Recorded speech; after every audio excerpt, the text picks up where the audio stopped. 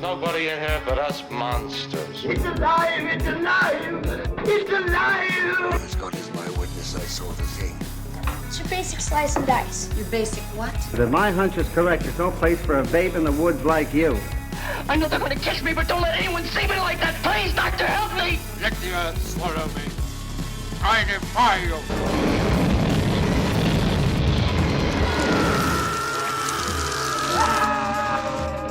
This is tonight's second feature. I am your host, James Hewitt, and I am joined once again by my co-host. Oh my god, bugs! I hate bugs, James! That's right, we are back. We are back, and this week we are talking Creepy Crawlies. A bug bonanza, if you would. The week I knew would destroy you. Would scar me and scar you for this show's history. Though we are in the future, right? We're in the future with 2 weeks in the future? 3 weeks in the future? We're in the future. So yes. I've already seen the Odyssey, so I'm going to take this moment because we're now in the future, and I have already seen in this current timeline the Odyssey. That's great. I was just taking this moment to think about the Odyssey because in this timeline we're in the future, and I've already seen the Odyssey. There's so much I want to say about the Odyssey that we can't put into words. We can't fracture the timeline. Yeah. It would be unjust. But we'll insert a spoiler from the Odyssey right here, for current future for our This is tripping with my brain. For our current future selves to put in. This is messing with my with my brain cells. Hopefully we no, because it'll be in the past too. So current, past, future, Rhys and James will put in a spoiler from the Odyssey episode here right now for you all. So the IMAX sound is being punished, like the bad little girl it is. And Jesus on the cross just getting whipped. It basically is. Kinky, it's there. kinky I little can bitch. hear it. It's crying out. Yeah, you like that, don't you? Let me go. Okay, hopefully we remember to do that edit to James. Edit to James. Or I might pass this one off to Lucy to edit. So Lucy, insert a spoiler. Hopefully it wasn't like us forgetting to insert us eating gyros. So for the physical media episode, was it that or the trash? It was the physical media episode. You wanted gyros and I wanted gyros, so I bought gyros and I bought like a Greek dessert which was like phyllo, and we ate that on camera as like an insert for Odyssey Through the Odyssey. But then I forgot to put that in. Well, I assumed somewhere along your but I forgot to add that in to a previous episode. So we just have footage. I think it's like 14 gigabytes of us eating gyros. Honestly, like 8 minutes of us eating gyros. Yeah. It's I mean they were good gyros. It's disgusting. And it was like fast food gyros too. So it's not even like I was gonna drive to the North Shore and buy authentic for that Greek gyros. Thank God I didn't. I just got basically shawarma from Sylvia. Yeah. From the food court. Yeah, you got food court. It wasn't that big of a loss, but now we just have footage that we will add in at some point. Sometime whenever the Criterion release comes out of this. So now when the viewers just see random insert shots of us eating gyros, there's context.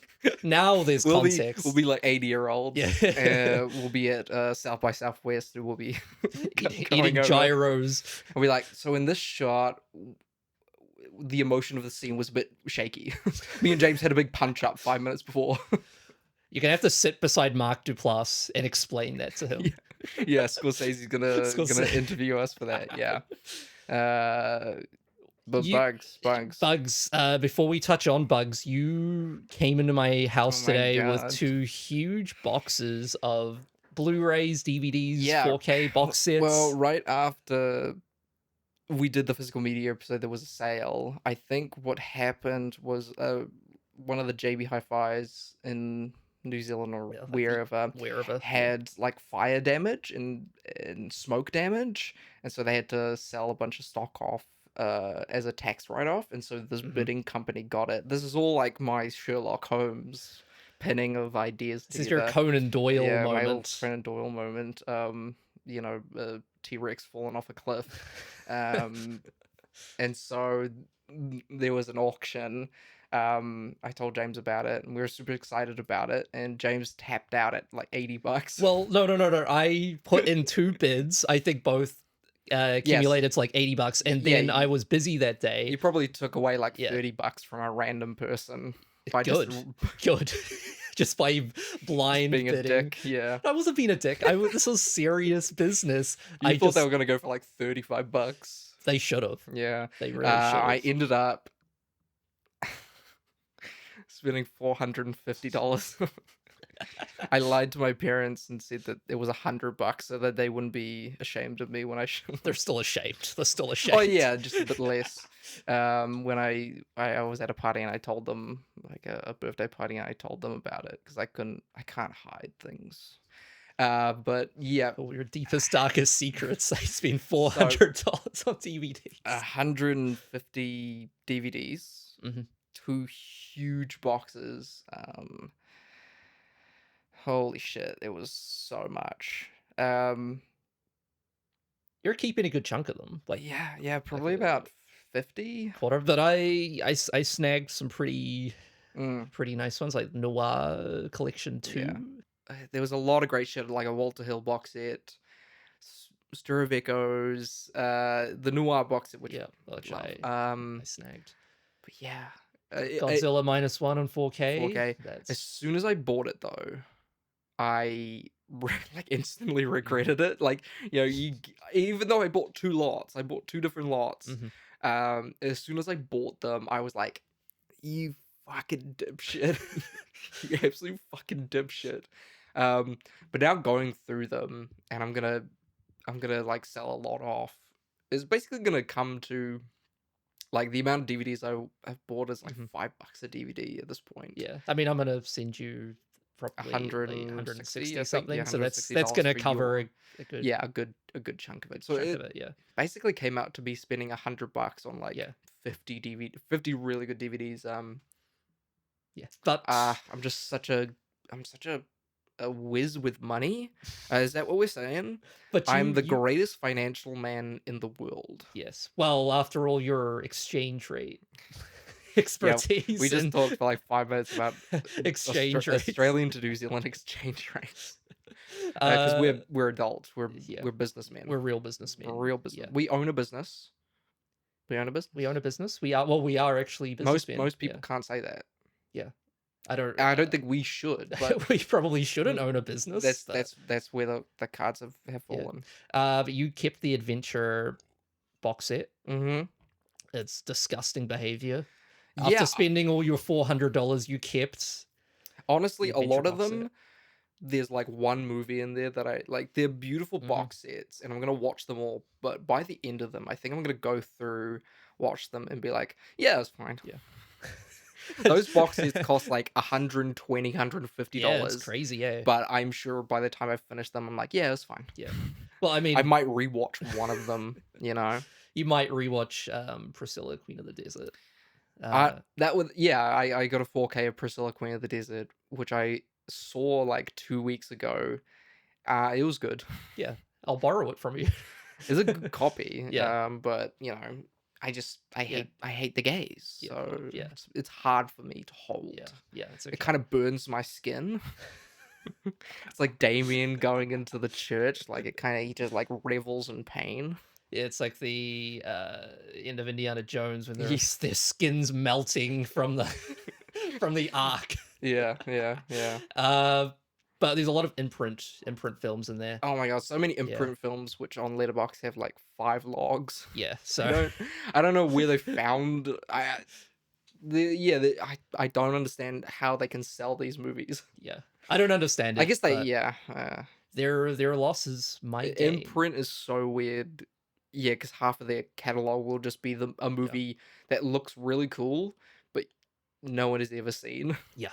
Like most of the directors of these movies have not seen these movies. I think it's just they have a magic button that randomly spawns a movie. Well, a lot of these are like 50, 60, 70 films where they just pump them out.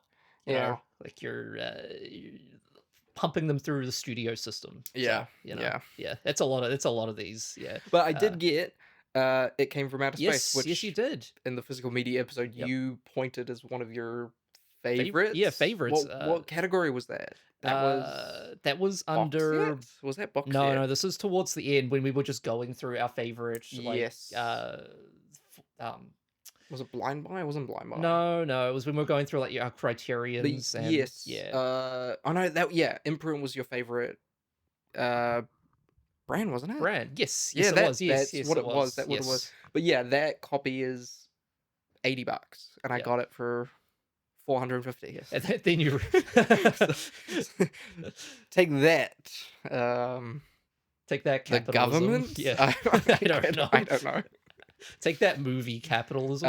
But bugs. Bugs. Let's get down to the brass tacks. Brass tacks. Yes. Bugs. Here is your synopsis, Rhys. Okay.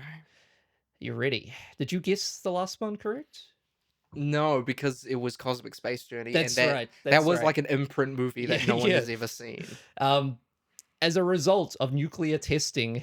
Oh no, not nuclear testing. Gigantic. That's the worst of them. Gigantic, ferocious mutants. It's like cosmic testing, cosmetic testing, yes. then atomic. Whatever could happen from atomic testing. Nothing wrong. Ferocious mutants appear in the American desert southwest, and he's already dreading this. And a father-daughter team of this isn't them, is it? Yes. Fuck, I hate them. So them sucks. So I think I've said that for the last 7 movies. Let me just break open my copy right here. Yeah, chuck that there. So in order to cover Creepy Crawlies, we need to start at the very beginning. Yeah. Them. Well, we didn't have to. Well, I chose to. Then again, we didn't have to do any of this. I could have been at home right now. Yes, you might enjoy the next one a bit more. Stroking my $450 DVDs. My precious. I think I'll enjoy them a bit better than last time. I was trying to get a 4K box set of this from I think it was Diabolic. Then also not Vinegar Syndrome. Rare Wave might have had it, but the shipping fee was like twice as much as the DVD. So it was going to cost me like over $100. Them is. It's not that long. How long are you? Them? How long are you? Them is on the back. I should probably know this. It's 89 minutes. 89 minutes. Good. I think it's the what do you think it's the Paramount big bug? Yeah. When people think atomic age bug movie, they think of post-war. Yeah, they think of this movie because of the giant ants. Yeah, I think it's them and Tarantula. Yeah, but thank God we're not fucking watching Tarantula, because that's just footage of a tarantula for like an hour. And the joy. God, I would hate that. Though I did just rewatch It Came From Outer Space with the 4K, and that has one of the greatest shots, which is just is a beautiful scene where a man points out a spider and he says, do you fear the spider? A very poetic, beautiful scene, but it's just a plastic spider on a fishing line. It's just being dragged across rocks. I'd love you to chuck in a shot of that. I will. It's so funny. It's great. I think in The Incredible Shrinking Man, there's even a scene where a tarantula fights a cat. Well, we did get the fly. The fly. The ending is the spider. Yes, the spider we've seen. But no spiders today. No spiders today. But Steven Spielberg. I was watching a documentary, and Spielberg points out. In fact, all the big New Age Hollywood directors point out this movie, amongst many other of its peers, for being huge, like essentially the spark that lit the creative So yeah, soul within them. This led to War of the Worlds. In a way. Kind of, yeah. This other films like it. Dress to Kill. Yeah, in a way, maybe. Dress to Kill, heavily inspired by them. Schindler's List. I mean, there's a big gassing scene in both of them. Oh Jesus! Why did I say? I regretted that the first syllable that left my lips. Oh my god! What the fuck is wrong with me? So Jesus Christ!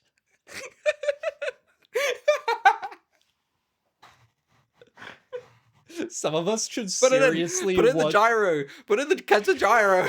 Some of us gyro footage. Some of us should seriously watch what they say. Cut to gyro. Cut to gyro. Jesus Christ.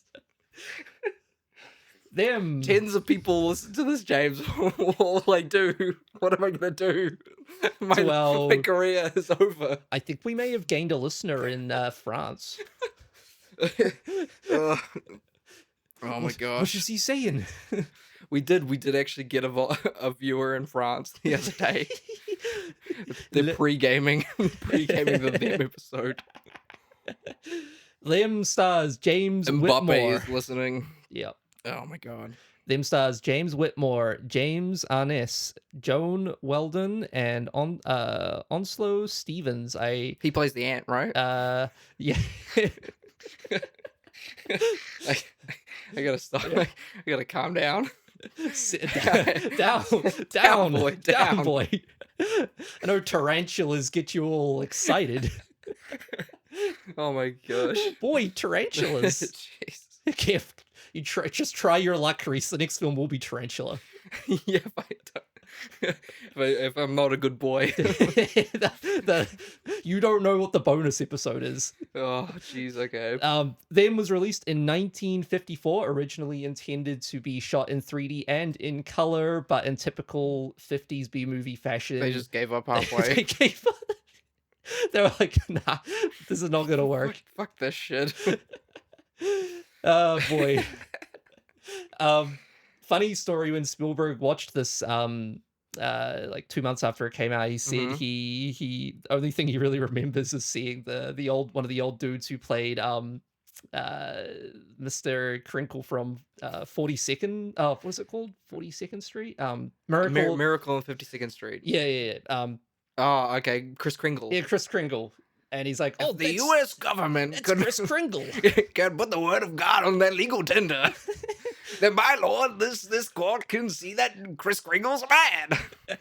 What a stupid fucking movie. It's actually quite sad. He only well, that was the remake. That was the He only acted in this film though to pay for his what is it, his dementia treatment, I think. Hopefully he didn't forget. It may not be dementia. It might have been something like it was arthritis. I think it was his arthritis treatment. Jeez, James, where was your dementia treatment? Oh boy. I am saying there is like a colorized version of this. Ted Turner back in, I think it was the 90s, basically went back and was like, Casablanca. What if that had color? Not that much color. Let's put some color to this bad boy. Let's give those Nazis some color. Spark this thing up. So he went back to like a fuck ton of movies and was like, color, whoa, whoa, whoa. And you have color. You have color. Have you watched a colorized black and white movie? No, but God, they are dreadful. Actually have I? Yes, I have. Yes. What did you watch? I watched the no, it wasn't Wages. It was the Kubrick film. His second film. No, it was his first film. Was it Fear and Desire? Fear and Desire. Yeah, Fuck, yeah. That's a terrible movie. Yeah. But Fear and Desire colorized. The movie already doesn't look great. But colorized, God, it looks awful. It looks so flat. Bad. But yeah, most colorized movies just look fucking dreadful. And so maybe I'll watch this in colorized. Maybe do that, yeah. There is 10 videos, each of them 3 minutes long. I don't think that math works out. I'm going to. I'll probably just watch this in black and white again. I might watch this colorized if I can find it. That'd be fun. It would be good Would be fun. fun. I've already watched this black and white, so What did I watch in recolorized? It was Schindler's List. No, it was now the girl in the red coat, she was black and white. It's like the chrome edition, like Parasite, but black and white. But I don't think the people need to worry about you being. I'm sorry, James. I'm gonna get out of here. This is too much. Okay, I'm back. Just the presence of having them. The nuclear waste is poisoning my blood. No, I watched the recolorized version of the Saucer. What is it? The Saucermen. Invasion of the Saucermen. Okay. Oh no, Attack of the Flying Saucers. Right. One of. I love that title because it implies that there are saucers that don't fly. Yeah. That's one of Harryhausen's first films. Ah, okay. Yeah. Right. Right. It looks terrible colorized. It looks terrible. Well, because it degrades the quality massively. The effects look terrible. I can see the wires. Yeah. Yeah. Them. Great. Does it have a? It has a 4K. No, does it have an exclamation point? Yes. Everywhere I'm looking, it has an exclamation point, but not on besides there. the DVD, which was $20. What's the exchange rate for this now, James? Maybe a like nickel? a nickel. Yeah. 10. Right. I'm actually excited. You should be. Every You should time be. every time you bring out a DVD, and I'm like, oh God You help, groan. God, Lord help us, You- please save us in these trying times. You act as though a swarm of locusts are about to sweep the valley. Yeah, I mean, it turns out that it's actually pretty fun. I enjoy myself. Oddly enough, I think your least favorite film has been the first one we covered on Silent Spectacular. Yeah, Dr. Caligari. yeah, I think that's probably the film I enjoyed the least out of the ones we've watched. Which is so funny It's because very funny. It's probably the most lauded out of that list. I mean, I'm still proud that we covered a Russian film from the 30s that no one else Yeah, and that was our has even heard 10th of. video. Yeah. So We weren't even like close to scraping the bottom of the barrel. yeah. I didn't That even was, realize like- it was number 10. Yeah. Yeah. Yeah. Woohoo. Celebrations all around. Well, that's why we got the France pull. Yeah. You know, Viva la France. Viva la France. Yeah. Okay. Well, Them. 1954. Yes. The greatest year. Well, for white people. Okay, that's enough. I'm done. Rhys, we'll be back after we've watched them. Things so horrible, so terrifying, so hideous. There is no word to describe them.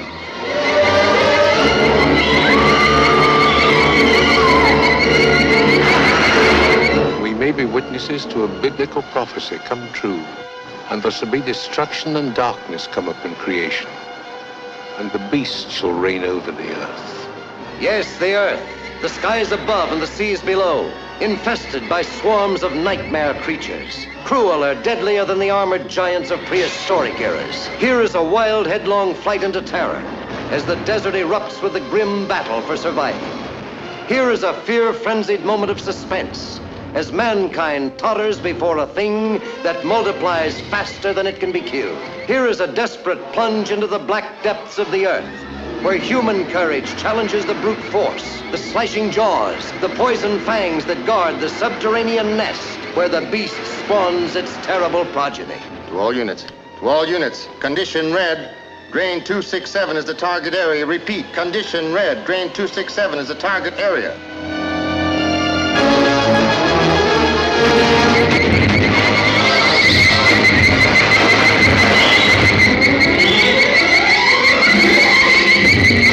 Is there any type of gas we could use? No, we can't take a chance. It might poison the whole city.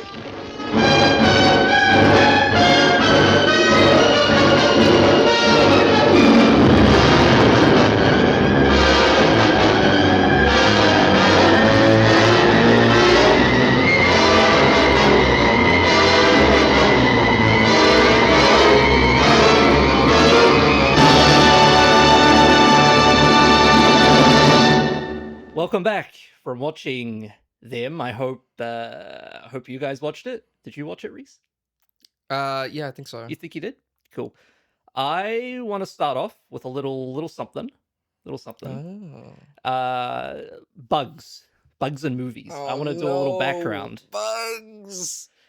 I'm going to do a little background on bugs in movies up until from the very first frames of celluloid nitrate Christ, films James. up until the release of them. No further. Okay. No further. So no Bugs Life. No Bugs Life. Right. Okay. Yeah. I'm in. Cool. This week, audience, I will take you on a thrilling cinematic journey of arthropods in movies. As with our deep dive into early space and cinema, you will not be surprised to learn that our first contact with bugs was in George Méliès's 1896 silent short, A Terrible Night. This fucking guy. He's got everything. I got everything. In this 1 minute reel, Rhys, bedridden Méliès plays himself as he's sitting in a hospital bed and proceeds to whack a giant cockroach with a broom.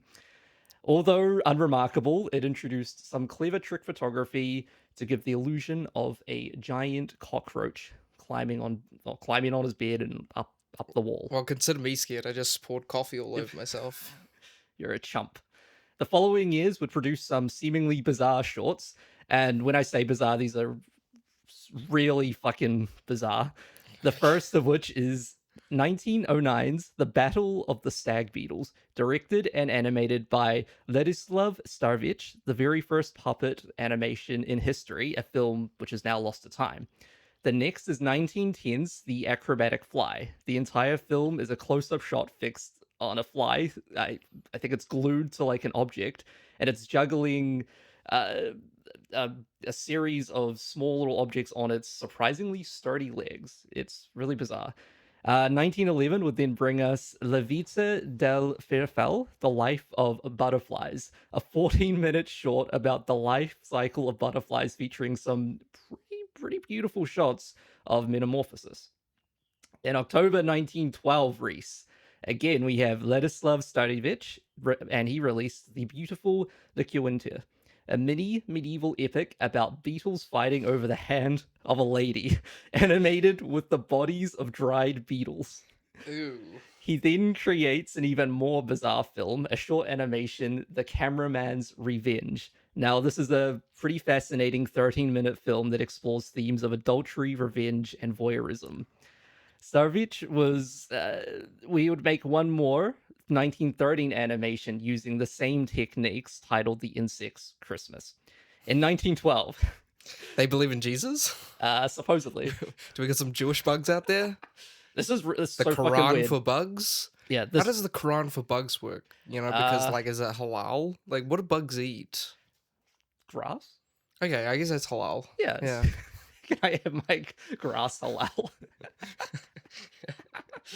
I'm not even kidding. This guy was a insane beetle collector. He would dry up his bugs and use like wires and strings to animate them. Well, like I've always said, the early film people were freaks. Not saying that modern film people aren't freaks, they are, but early film people were freaky freaks. They were, and now you freaks. Like double that up with bugs. That's like the freakiest convention I would ever be in. Yeah, this guy was pretty fucking bizarre. The animator behind Gertie the Dinosaur, Winsor McKay. Fuck that guy. He made How a Mosquito Operates, animated in the same style of Gertie. It features a pencil-drawn animation about a mosquito tormenting a sleeping man. From 1912 onwards, I see no signs of arthropods on the silver screen, or I kind of gave up digging through movies. That is until 1933 when King Kong would, for some unknown reason, cut what is considered the first big bug scene. Peter Jackson would ultimately bring it back from the dead, recreating the sequence for his 2005 King Kong remake. Your favorite movie. Is that bugs? I consider it bugs. That's tarantulas. And I did all spiders. Well, I did also say arthropods. So we're covering a wide spectrum. You're just racist. You're like Asians, just just Indian, Filipinos. Like, yeah, who cares? We'll bunch them all together. You know, fuck them. Well, I don't know. I was at a table with a racist. racist to the bugs.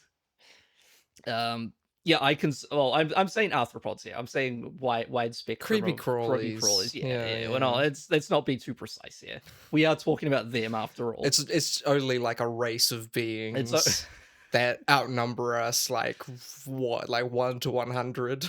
Let's not get literal about this.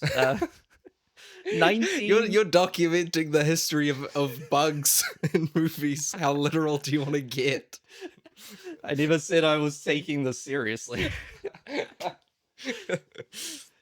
1941 brings us the Technicolor animated feature, Mr. Bug Goes to Town. Oh, God. Made in the same year as Walt Disney's Dumbo, and there are similar slight racist jump scares throughout, but not as bad as Dumbo. So take that as you will. This animated film about the inner turmoil of a bug society in Manhattan is honestly kind of a technical So they marvel. do have Jewish bugs. There is a... Eating bagels? Yeah. Cream cheese and lox? Well, there's a mosquito with a long, pointy nose. Oh. Well, I guess all mosquitoes have long, pointy noses. Yeah, I don't think they...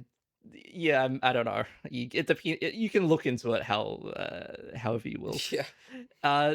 It's kind of a technical marvel and takes heavy inspiration from Disney's early, gag animation and turns it into a feature-length form. It's a strange commentary on immigration, the political issues at the time, but also kind of about urban renewal and how the federal government began a program, explicitly. Yeah. I like this movie. This designed sounds great. Yeah, increase and segregate American housing. What was it called again? You should watch it. It's called Mr. Bug Goes to Town. It's 76 minutes, I want to say. That's a great title. What a great title. I was pleasantly surprised. I did see you watch this. Yeah. I put it on in the... there's even a sexy ladybug. Oh my god. What do you know? Sexy. What do you know?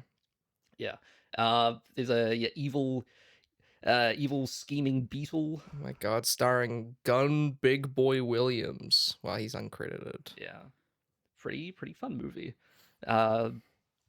Heading out of World War II into the 1950s, we enter the nuclear age, a decade built on the fear of nuclear war and atomic fallout. B-movie flicks were quick to capitalize on the scientific industrialization and everyday fears of Americans. The last film leading up to them, featuring Creepy Crawlies, is Messer of a Lost Woman. 1953, a trashy horror about scientists creating superwoman by injecting them with insect fluids. Around 1 year later, this of course lands us at today's feature, Them. I think Messer of a Lost Woman only counts because the last shot has a tarantula in it. Okay. So, well, there you go. Yeah. Yeah. Them was released on the 15th of June, 1954, with a 94-minute runtime. I included that because I know you always ask. While investigating a series of mysterious deaths, Sergeant Ben Peterson finds a young girl who is unable to speak. As Peterson joins forces with FBI agent Robert Graham and scientist Dr. Harold Medford, he discovers that all the incidents are due to giant ants that have been mutated by atomic radiation. Peterson and Graham, with the aid of the military, attempts to find the queen ants and destroy the nests before the danger spreads. The cast Rhys includes James Whitmore as Sergeant Ben Peterson, Edmund Gwenn as Dr. Harold Medford, Joan Weldon as Dr. Pat Medford, James Arness as FBI agent Robert Graham, and Onslow Stevens as General O'Brien. Wow, that was great. Whew. So out of all of those, what do you think is the one to watch with that list outside of them? Do you think it's Mr. Bug? I would say Mr. Bug Goes to Town. Right. It really surprised me. I expected this to be forgettable and kind of like a kitschy little animation that you wouldn't really watch past the age of like 6 years old. Yeah. I would go back and revisit this. Was there any underlying themes or usage of bugs that stood out to you? Well, it's interesting because at the beginning the bugs aren't really used as a way of demonstrating like our fear of certain political or issues in the world. They're more just used as a vehicle of like the everyday man. because like in Mr. Bug Goes to Town, the bugs represent us. stand-in for It's a stand-in. I guess it's similar for us. to animals. Yeah. Like Fritz the cat. Yeah. And all that. What's the one where they're rats and they're going to New York and they're all immigrants? Yeah. What's that one called? It's not the. I'm just looking at rat immigrants. I think you'll see a notable trend of rat immigrants in New York City. Oh no, they're just regular rat immigrants. An American, the worst kind. An American Tale. That's a movie about. I remember that immigration through rats. Yeah, mice. I never know the difference between mice and rats. I don't care to know the difference. Because we're racist. Yeah, if I see one, I want to kill one. Jesus Christ, James. Okay, them. I did watch the colorized version. You did? How was it? I was able to find one. It was just as bad as I thought. I watched some frames and it's really dreadful, jittery, very faded. Yeah, so colorization. Even if you take the colorized version and you like desaturate it, it will still be super faded. Yeah. I think because they have to go through another development process, and so it gets more degraded. And it doesn't hold up well at all in dark, and there are a couple scenes here that are just pure darkness, and so it just fritzes out, and everyone has like a silhouette around them of like blues. It's just horrible, and I don't know why you would do this for ants, which ants are famously black. Well, in the colorization, did they not? Because the ant models themselves were actually colored. What were they colored? Like a green, blue. I've got it. No, in here, they were were gray to brownish. That's unfortunate. Yeah, it's just dreadful, and the details get worse as people get smaller. So people's hands are normally just gray or like a bluish gray. And some shots you can tell that they just had no idea what certain things were supposed to look like, so they just color everything brown. It's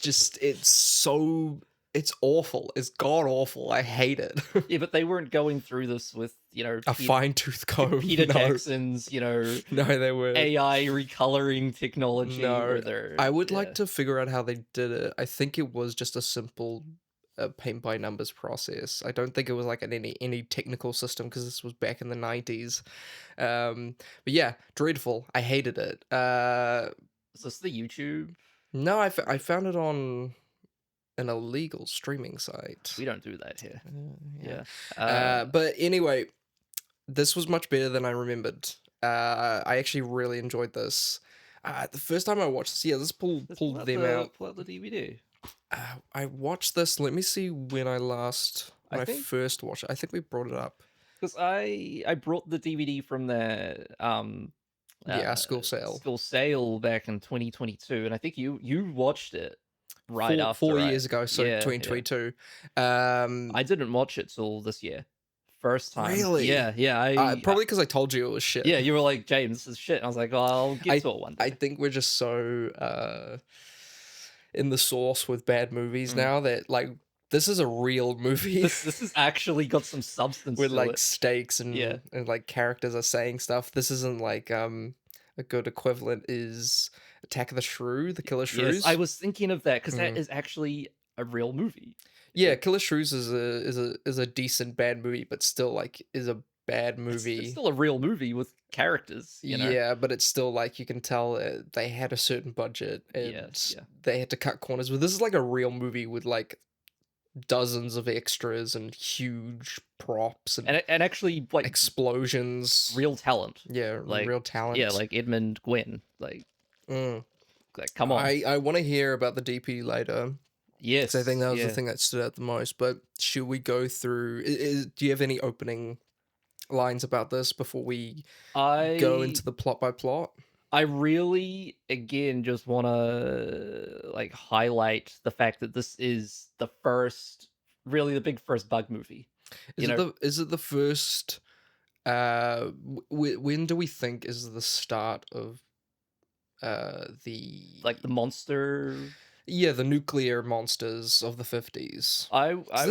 This is 54. Yeah, so but, it's we decently into the era. we already had Beast from 20,000 Fathoms in 1953. Was that nuclear? That still a beast created from nuclear radiation. Yes, Yeah. yes. Yeah, but I think before that, what would we have had? Well, weirdly, Godzilla is this year. Godzilla is The original of course, Godzilla of is course. this year, though the Japanese film industry was a bit behind because they were nuked to shit. Yeah.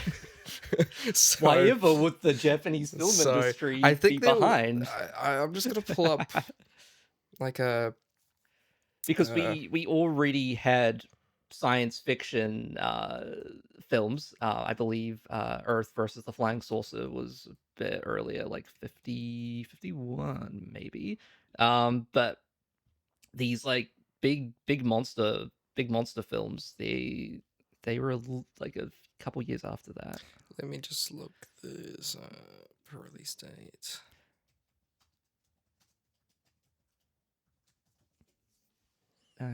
Yeah, there's stuff like Thing from Another World, which in the day the Earth stood still. Yes. Stuff like that. War of the Worlds, but and it came from outer space. Yeah. But a lot of those are more space. Well, they're more space, more alien, cosmic adventure. Yeah, but Beast from 20,000 Fathoms. That's a real atomic That's age. 53. Yeah. Creature from the Black Lagoon. Yeah. Sort of the same. But yeah, this is really one of the first of the big monster movies. Yeah. I mean, it's important to highlight that this is a real American film because it's stemming from fears everyday Americans had at the time. Let's go into the time back then. So the horrors that we were getting out of were the end of the Universals. I mean, Creature came out 2 years before this, I think. Yeah. And so we got out of the World War. The nukes went off in 45. 45. 45. And so I guess it took a couple years to get, because this is almost 10 years after the nukes went off. Yeah. So I guess we went into more of an alien age, but we still had the trickles of the Universal monsters. I think probably because we were still trying to recover from a world war. And all the boys are still trying to come back home.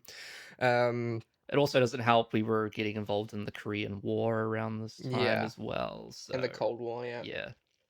So the Cold War is brewing. So the Cold War is the big switch over from these smaller horror movies about creatures, about, very classic literature horror. Yeah, because I don't think the Russians had a nuclear weapon until like 1949. So up until this... Well, wait. Let's go watch Oppenheimer and we'll come right back. We'll see. Did they have the hydrogen bomb back then? So I think a lot of these earlier B movies were about like an enemy, like an outside enemy. Yes, creeping in. This was a sort of a weird mid between of atomic but also communist. Yeah. This was the Cold War, and that was the big fear back then, with American films. And so we were going away from classic literature and more of the foreign horror of Dracula and Creature and the Mummy, where now it was, we know the enemy, and the enemy is a community. Yeah. It's an idea, and that idea can come with overwhelming destruction of what we know. Because we had fascism with the Italians and then the Germans, and now we have communism. This is a huge, very clearly a communist allegory. Anti-communist allegory. as said in Ant-Man 3 into the quantum mania. the quantum blah blah blah blah. Who says it? There is a great line by Michael Douglas where he makes an allegory that ants are basically just a communist society, and that society is really good.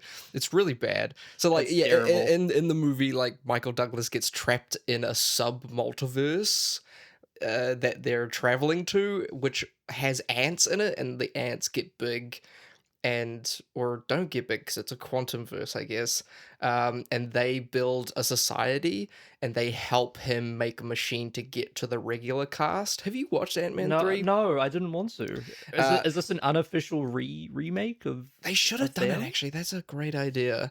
But yeah, Michael Douglas makes a claim that ants are communists, and how that's kind of taboo now, but is pretty cool because it got him back to the quantum verse. But this is very clearly like they stated a lot of times that these are basically a united force. Yeah, they borrow their way into the heart of and they will the destroy enemy. the world. They will which destroy the world. Yeah, in any cases, yeah, is capitalism. It's, but yeah, this movie's very it's got commentary on communism, the Cold War, atomic radiation, and bugs, big bugs. Or we could strip that all away and just say this is just a big bug movie. But this is great. This is like watching it again. There was we'll get into the imagery that they use later on, but it's pretty effective. Yeah. Do we want to just kick this off? Yeah, let's kick we're this actually off. on a time crunch. Yeah, we got to see the Odyssey, and I am vibrating. I'm so nervous. Okay, we open with the only bit of color in this movie, Rhys. A smash. Actually, the title card. Is that actually? Yeah. Yes, the title card crashes into frame. And is that color? Yeah, it's color. Oh my god! Because I watched the colorized version and I forgot that, and I was like, "Wow, cool! This is gonna be great." You know, this beautiful colorized text. It should be. And okay, that's disappointing. Yeah. Well, looking at the text, I'm like, so this could have been a beautiful colorized.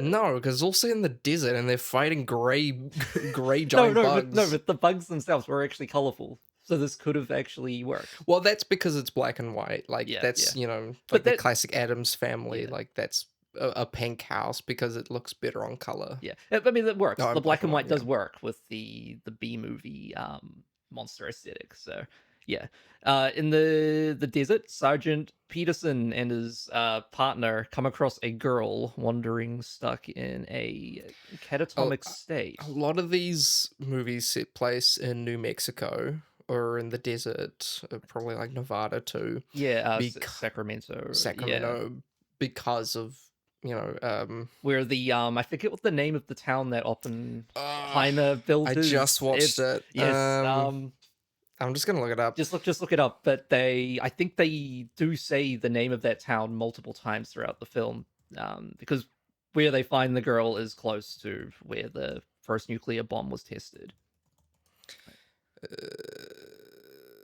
It starts with S. Los Alamos. Los Alamos. Los Alamos. Los Alamos. Yeah, God, what a film. What a film. Yeah. Yeah, so a lot of them take place in the desert. What was the film I just brought up? It Came from Outer Space. Yes. Is also in the desert. I think there's another one set in the desert. I'm trying to remember. Oh my god.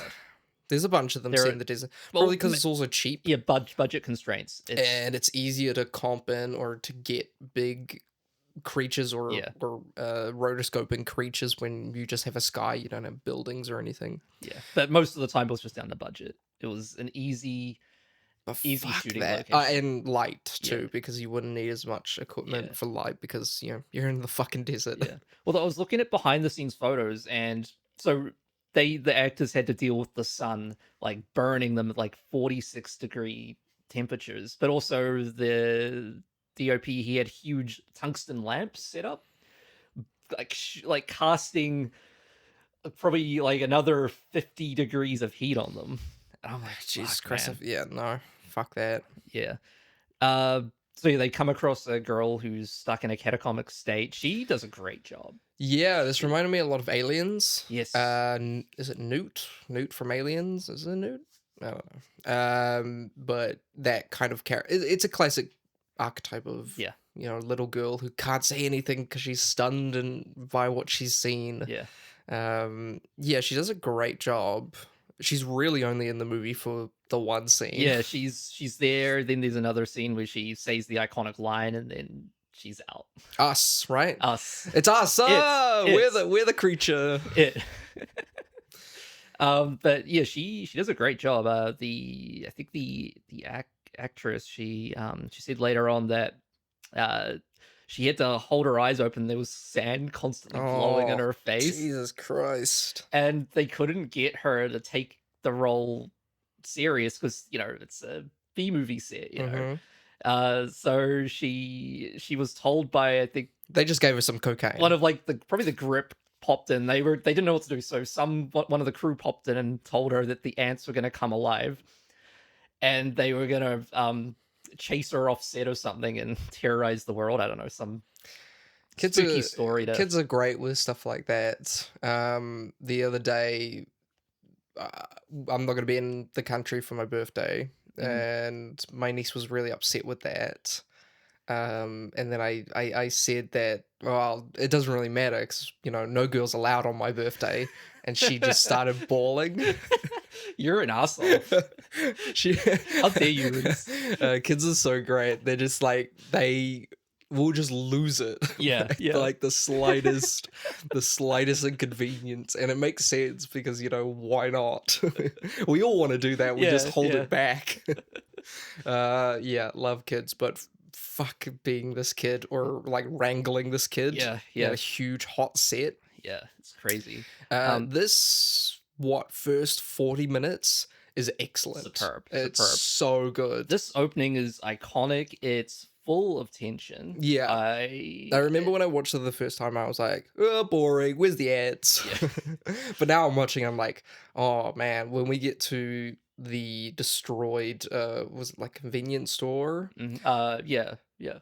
That is such an amazing set with the swinging lamps and the wind blowing, and it's so beautiful. It's just like a gritty noir set, right? Yeah. And you're just like, you see a corpse, and it's actually really fucking scary. It's when really you scary. See the corpse, yeah. Like a gun that's been folded in half, and there's some great imagery. They really go for it, but we find a critical piece to the puzzle in the caravan. Yeah, in the caravan of the family.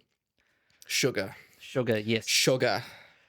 What could it mean, James? What was that? So a while ago, you were saying something to me. It was I say a lot of things, James. You gotta be more specific. I forget what it was. It was you're like, James, would you rather give an ant two cubes of sugar? Yeah, I was complaining about ants and how I wish we had like a peace treaty where I could give them like a tablespoon of sugar and then they would leave me alone. Because, ants, they love sugar and they love food, but they're always everywhere. And I'm like, the amount of food that they actually take from me is like a tablespoon of sugar. And I wish that I could have like a diplomatic meeting with them and just give them a tablespoon of sugar and then they just leave me alone. Because the amount of ants that I kill, the thousands of ants that I've killed in my life, I'm probably like, a legendary hunter in there. The Hitler of ants. I wouldn't go that far. I'd be like the Will Smith of legend, Sure. Like I'd be a legendary killer for ants. But again, if I just gave them a tablespoon of sugar, they could just leave me alone. Do you think that would work with these ants? I think so. They want more than sugar. They will take a convenience store load of sugar. Yeah, they'll take rib cages. Yeah, that's a great show where ants eating a rib cage. Rib cage tossed Jesus aside. Christ. Anyway, so they find the girls. Yeah, home of a caravan. Yeah, caravan. They're on like a vacation or something. In the New Mexico desert. Question mark? What are the sights you're seeing out there? You're not going fly fishing out there, I'll tell you that. Like, they're complaining that they can't even, like, get, get rain down there. Maybe they're cowboy cosplayers. Yeah, maybe. Maybe. But this is classic 50s detective work where they're in the age where they know about like fingerprints and blood and analytics, but they're not smart enough to know about like contamination. And so they go in and they pick up a bloody rag and go, look at this, a bloody rag. Fingers all over the... And they're just like, let me have it. And they're just grabbing it with their muddy hands. And then he goes into the next room and he finds a gun and he picks it up with a pen. Like, sure. Like, what are you going to get from the gun? And fingerprints? A lot of this movie is focused around ant prints. Yeah. And they're like, what could this be? Well, they take a mold of one of the ant prints. But it's not a print, it's just like it's just a mound. A hole in the ground. Yeah. And they look at it as if they're... It's like you threw a rock in the ground and they're like, what could this mean? They're examining it like they just found a rare T-Rex fossil. It's like... It's pretty funny, and they have a cutaway shot to the sugar, and it's like a cartoon. It's like a huge mound of sugar. And there's ants. And that's later. Yeah, they have the ants, like a pile of sugar and ants, but they have like a product photo of sugar cubes. Oh my god, who has sugar cubes? I've always wanted one of them. Must be like an old timey thing, sugar cubes. But very American thing, probably. Yeah. But it was very funny just seeing like a huge pile of sugar cubes. Back in the day, we were like, fat. That's the problem. Sugar, have at it. Yeah, give me all the sugar you can give me, but fat. I want a zero fat BK Whopper. That's the problem, is the fat, is the trans fats.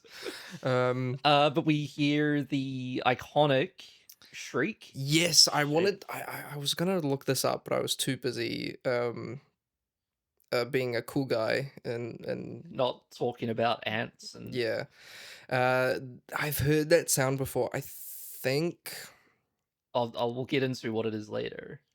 I'm gonna guess. I'm pretty sure it's the sound of King Ghidorah from Godzilla. Let me look it up. No. I'm gonna see. I'm guessing it's pretty similar. Probably recorded similar. This was recorded with tree frogs. A mix tree of frogs. Yeah, mix of tree frogs. I've got it up here in my notes somewhere. Okay, let me pull it up. Not this. This is a Mitre 10 ad. Mitre 10's gonna sue our asses now. Oh no! No! Oh no! They know we have all the money with our tens of viewers, James. So it was. Oh no, it's not King Ghidorah. I love King Ghidorah though. It was a mix of bird-voiced tree frogs. Let's turn that up. It's kind of cute. Whoa, okay, calm down. It's not.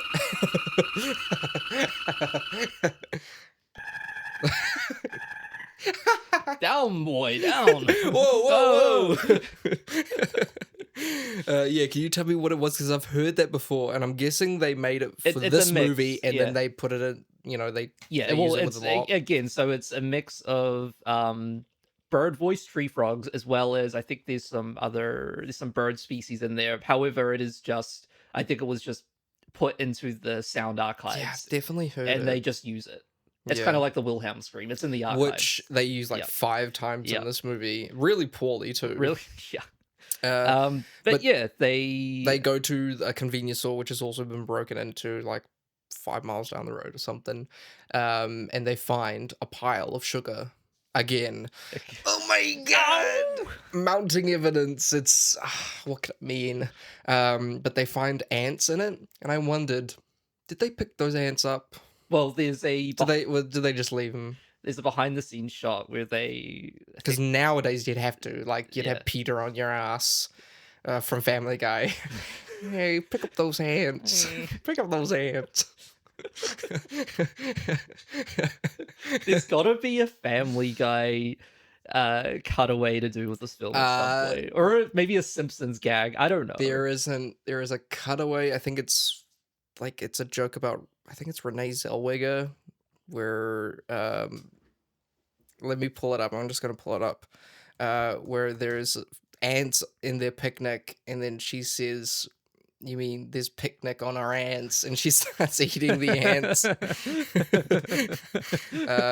I'm a repertory of Family Guy cutaways. You're like an encyclopedia of Family Guy cutaways. I'm like, is there a gag for mutating beetles? Well, I think there was a Family Guy cutaway. Yeah, it was Renee Zellweger. Oh my god, Jesus! Hopefully this one doesn't have a Mighty I'll Ted. insert a clip of this. Special when we finally get inside and see Renee Zellweger doing her whole scrunch face routine. Coming this March, Jude Law and Renee Zellweger in The Picnic. Oh no, these ants are ruining our picnic. You mean this picnic is ruining our ants?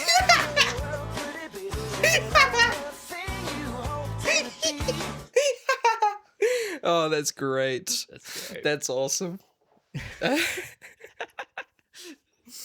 There's a behind-the-scenes shot of someone sticking their hand in to disturb the ants. Just punching the ant. Duh, duh, duh. Steven going. It's just a PA ant boy. Go wrestle him up. Ant wrangler. One day, I'll do a whole episode on He's the insect Hitler of wranglers. ants. He's the real Hitler of ants. Is that real sugar? Yeah. Is it? I What a love the waste. line later What a on. There's no black market for sugar. You don't see a fence for hot sugar. I thought That's a that great guy line. was great. So there's actually some great There's some comedic, great lines. light yeah. comedy in this, and that lends back to the director as well. He started off in comedy, so That makes sense. yeah, it does make sense. Yeah. Where do we go from here? Well, at the We department find out- store, one of the police officers gets mutilated by an ant off screen. Good. Good. Yeah. We And- hate cops. Yeah. They're on it. The ants are on our side. They're they're communists. They hate cops. They leave little girls alone and little kids. What's not I to don't love? I don't see any problem with these guys. I don't see a problem with communism.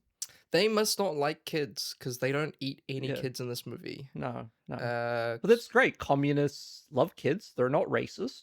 and they eat cops. They cops. 3. That's pretty good. I like these guys. I like these guys. So anyway, yeah, one of the cops gets mutilated off screen, and while they're doing an autopsy, they discover there's like enough formic acid in him to kill 20 men. So do you think that killed him, or was it the ants?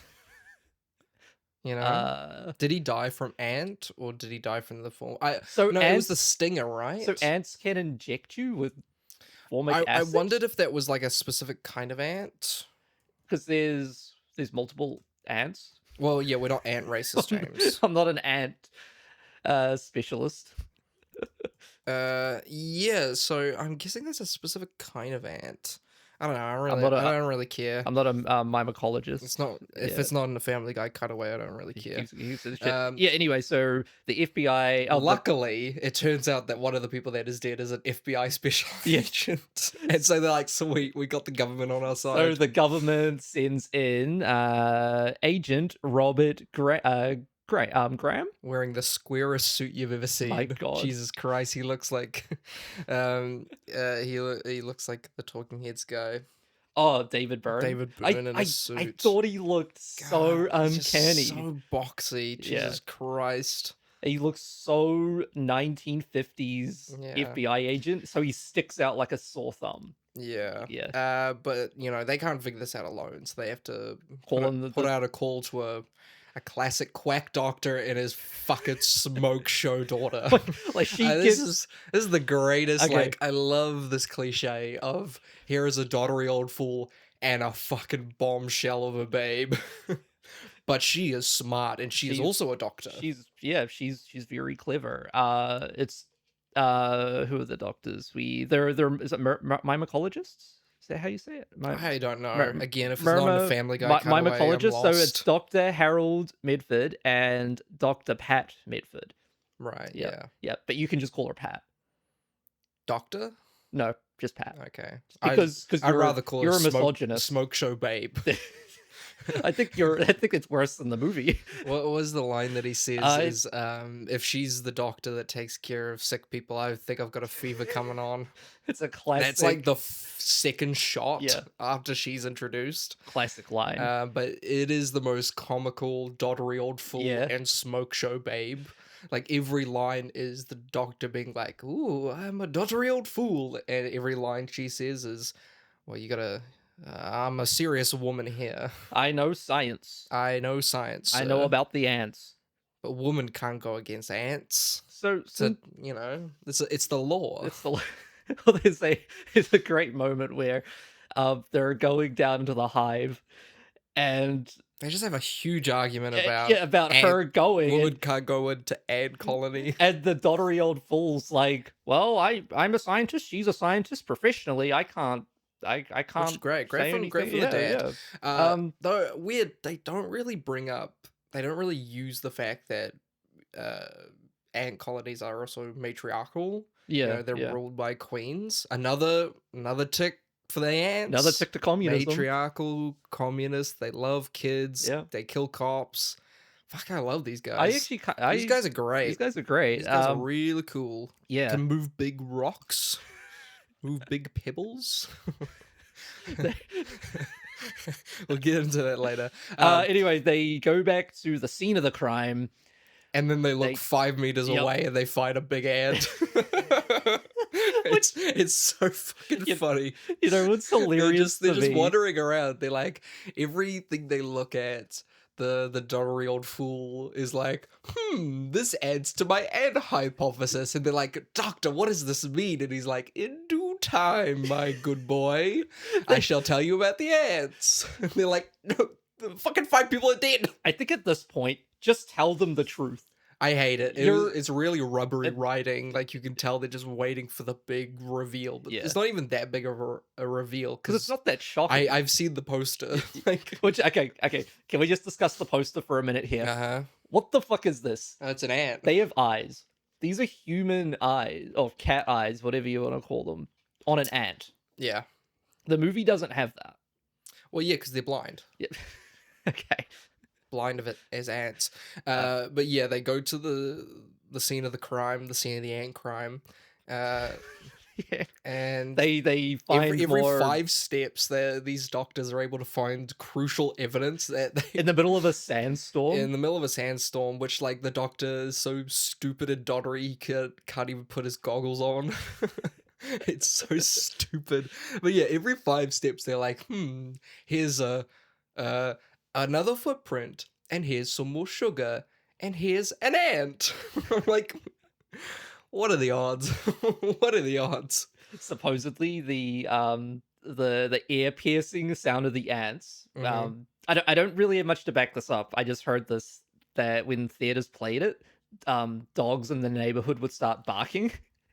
Because of the high-pitched frequency of the sound. That's fair. But yeah, they find a big ant. He attacks, he goes rawr. They shoot him. I love these ants because you can tell that they can't move. Like, they can't move forwards. Even though they're giant ants that could probably run a mile in, like, 30 seconds. Yeah. Which is, like, probably the scariest thing. If they did a modern remake, the scariest thing would be that they could run, and they could run fast. That's scary, you know, a big fucking ant running at you. But these ants just stay still. They love being shot at. They love bobbing in the wind. Oh my god, they love bobbing up and down. They don't do much. The greatest defense mechanism is bobbing up and down. Is nodding. But then he says shoot the antennae, and I'm like, well, because that's how they see.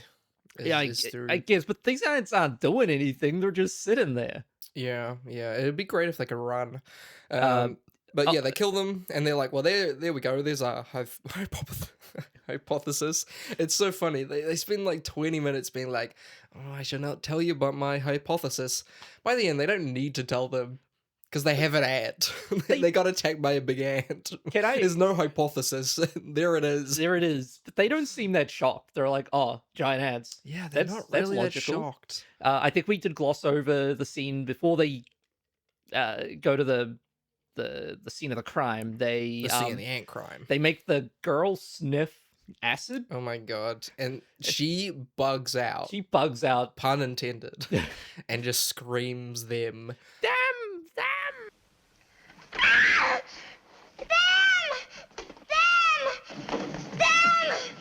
Really good. And then they just leave her. That's the funniest fucking thing. This old they pull fool. out a tube of acid, basically throw it at her, and she just screams her head off, and they're like, okay, sweet, bye. That's they have like 5 different scenes with people who are hysterical because they got attacked by ants, and all they do is they're like, did you see the ants? And they're like, yes. And they're like, okay, fucking bye. They just leave them there. There's an incredible scene later with a fighter pilot, a US Air Force fighter pilot who saw the ants, who's in like a mental institution, locked up in the loony bin. He's saying that there was like flying saucers, and they're like, so what'd you see? He's like, I think there were ants. He's like, okay, cool, see ya. And the fighter pilot's like, could you tell them that so I can go home? And immediately they're like, sure, close the door. The doctor comes in and is like, that's pretty crazy, right? I'm going to send him home tomorrow. And they're like, the US government would really appreciate if you lock this guy up indefinitely and claim that he was 100% crazy. And then they leave.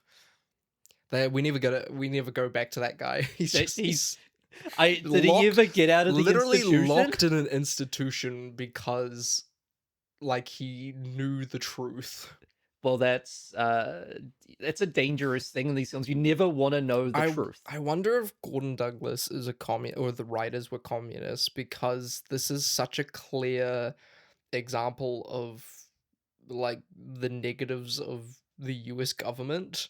Like everything in this movie, no, you can read as like, yeah, this is bad. This is dumb and bad. Like they really only take it seriously because an FBI agent died. They hold all the information because people would be too scared of the big ants. I guess there'd be a run on the banks. They're worried that the ants would eat their fucking money. They hide all the information. They keep people locked up for knowing information. They bomb cruises. And they keep people like out at sea because they know about the ants. Like they lock up like 50 people indefinitely because they know about the ants. They make decisions because a mum like is scared. Well, I didn't find any evidence that they were communists. But I think I don't think there's really any. You're not McCarthy. You're not going out there fucking hunting communists. But still hunting down the. We'll get him one day. We'll get him one day. No, I didn't see any evidence of that, but I think it's just there because they don't want to spread. They don't want to spread terror amongst the American people. But it's so blatant. Like they do so many big crimes and very disgusting acts, and their justification is, well, but I think we got to kill the ants. I think at the time it's a very justifiable. Yeah, but now, like even with now, a rational mind, you're watching this and they're like, the main characters are locking up people because they know information, and we're claiming that they're crazy because can't get ants out there. Yeah, I think now you can look back at that and say it, but I think back then it felt very justifiable. It's so funny. It's so funny watching this again. Where do we go from here? From there, we just bomb them with bazookas. Yeah, so they're like, well, there's a fun scene I love where they're in the helicopters and they're oh my god, they're trying to talk back and forth, and it's a Family Guy gag. It is another Family Guy gag. A very great Family Guy gag about saying over and over and out on the fucking radio. The old fool's like, so how does he not know? He's like a doctor. How do you not know how to use a fucking radio? That guy was probably in World War One. Yeah, and I think the Department of Agriculture's had him locked up in a because he keeps saying the ants are coming for them.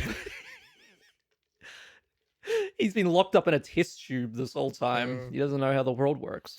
So yeah, they bomb them with arsenic. Well, so they find the ant colony, and they're like, we're screwed. Like these ants are like really good at being a community. We should kill them because they're going against capitalism. I don't see a single Starbucks down in that colony. I don't know. We don't got like they don't have an over guiding currency down there. You know, we gotta bomb the shit out of these motherfuckers. Cyanide gas. That's it. They use cyanide gas to bazooka the fuck out of them. Yeah, so they bazooka the top, so they don't aim very well. Well, no, because they're trying to make the top hot, so they stay down. And then they can put the arsenic down because the ants don't want to be hot, so they bazooka the top. I don't know. And so they just arsenic them, which is, there's some really harrowing images in this. Again, this is less than 10 years after World War II, and their immediate thing is, let's gas them. Let's gas these motherfuckers. They normally in movies like this, I think in Creature from the Black Lagoon, they do this where they're like, "Oh, we got to kill this guy." I'm like, well, no, this is a brand new species. Like the doctors are normally the rational ones. They're like, these are brand new species. Like we can't just kill them. But their immediate thought is, these guys are going to stop capitalism. They're going to disrupt the system. Impede on free trade. We need to fucking gas these fuckers. The doctors in this film, like, they gotta fucking die. They're the first ones to say that these fuckers have got to be gassed. I mean, I think they take a few snapshots as evidence of their existence. They're like, these guys gotta fucking die. But her immediate, so they go down there, they gas them, and there's just like a 5-minute long scene where they just go around ant corpses. Yeah, like fucking lighting them up with fucking flamethrowers. And there's a moment where that everyone's standing around. She's like, gas them. They're like, burn them. And they're like, what? She's like, burn them. Burn them all. Burn them. And she turns into like a evil. It's pretty scary. Like an evil scientist. Yeah. Like a Dr. Frankenstein. Because what's happened is they find hatched eggs, and they've basically discovered that 2 queens have escaped. Because I don't know how they haven't found anything, because they have like it sounds like 70 helicopters flying around trying to find anything. And I guess it's a big desert, but they couldn't spot 2 giant ants. No, because they're flying up in the the stratosphere. No one's ever looking upwards. They're too busy on their. They didn't heed. I guess they didn't have cell phones back then. They were too busy with their Ray Bradbury books. They didn't heed the warning from the thing from another world. They weren't looking. They weren't watching the skies. They weren't watching the skies. And so they need to find the queen the bees? 2 queen. Queen ants, because they have wings. Because queen ants grow wings, and the males fucking suck. So they just die. They just exist to fuck, and then they die. Sounds pretty good. Sounds pretty communist. Another to thing, me. bang, another tick. Win for the only like dudes only existing to fuck. Like there are guys out there that would take that. Who would be like, you mean I get to fuck a smoke ass babe and then die, and then that's it? I'm like, that sounds pretty good. I mean, I get to fly in the sky, fuck a babe, and then kaput, I'm done. Sounds pretty good. Yeah, if you like a woman who's dominant, like the ants clearly are the dominant. The queen ants are definitely the dominant species. So. And now it's basically the worst section of the movie. It's basically entire mystery. It's done. Like, we've gotten over the hump of finding out the mystery, the theatrics of it, and this is every single one of these movies. Is the first 30 minutes is incredible. Mid 30 minutes is the most boring shit you've ever seen. You know, I guess they made it so you can go out and smoke and cheat on your wife and come back and still be and neck in the back of the building. Yeah. And then the last 30 minutes is like great. This is basically the section where the projectionist can go smoke a dart in the back room, and if he misses a reel, it's not the end of the world. It's just 30 minutes of them going from place to place, interviewing people and being like, "Do you see an ant?" And they're like, "No." And they're like, "Okay, well, let's go."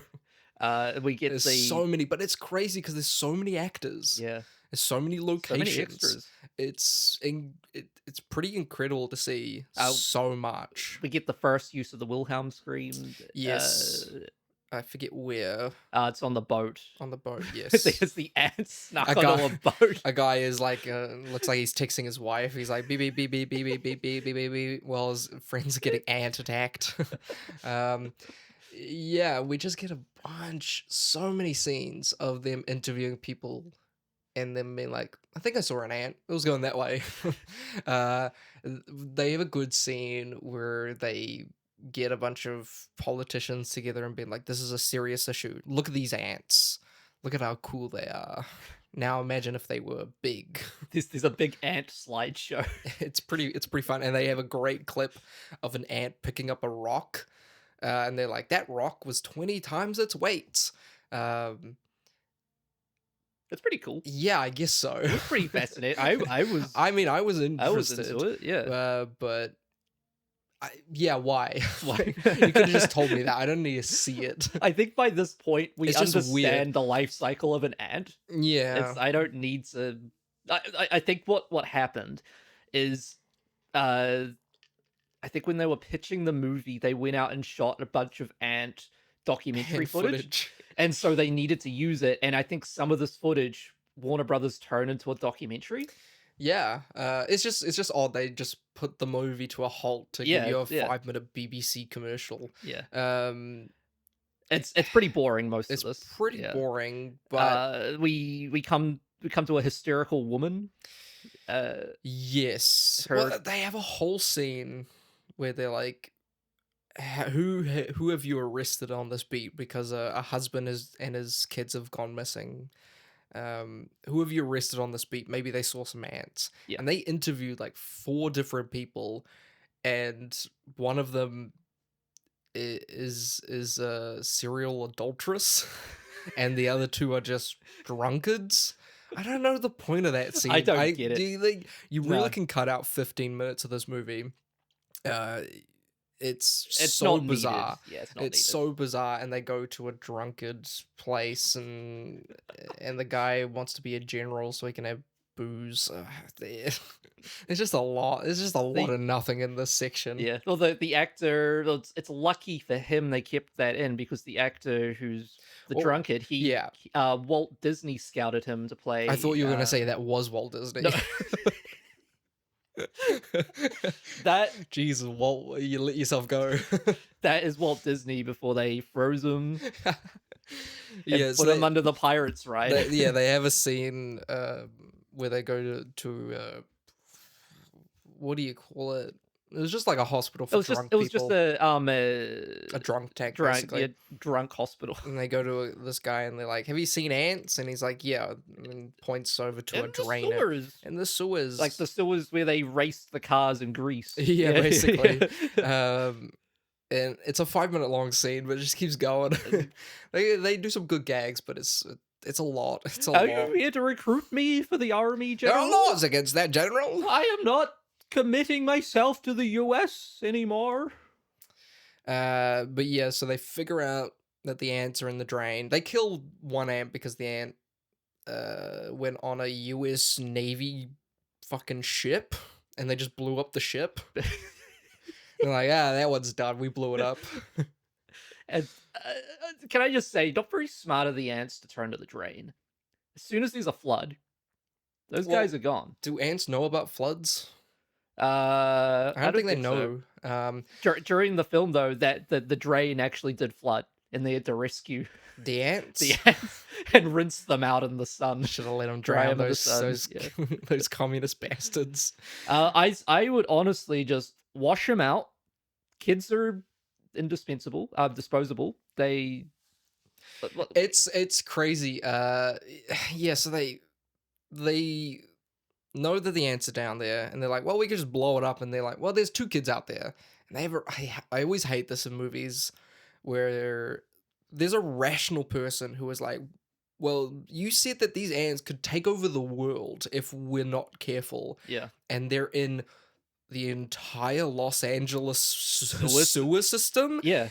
And you want to risk that for 2 kids who should be dead. 100% should be dead. They are dead. There's no way they're alive. There's no way they are alive. Their husband was found without an arm, I think. Yeah. Like, so they're dead. 100% should be dead.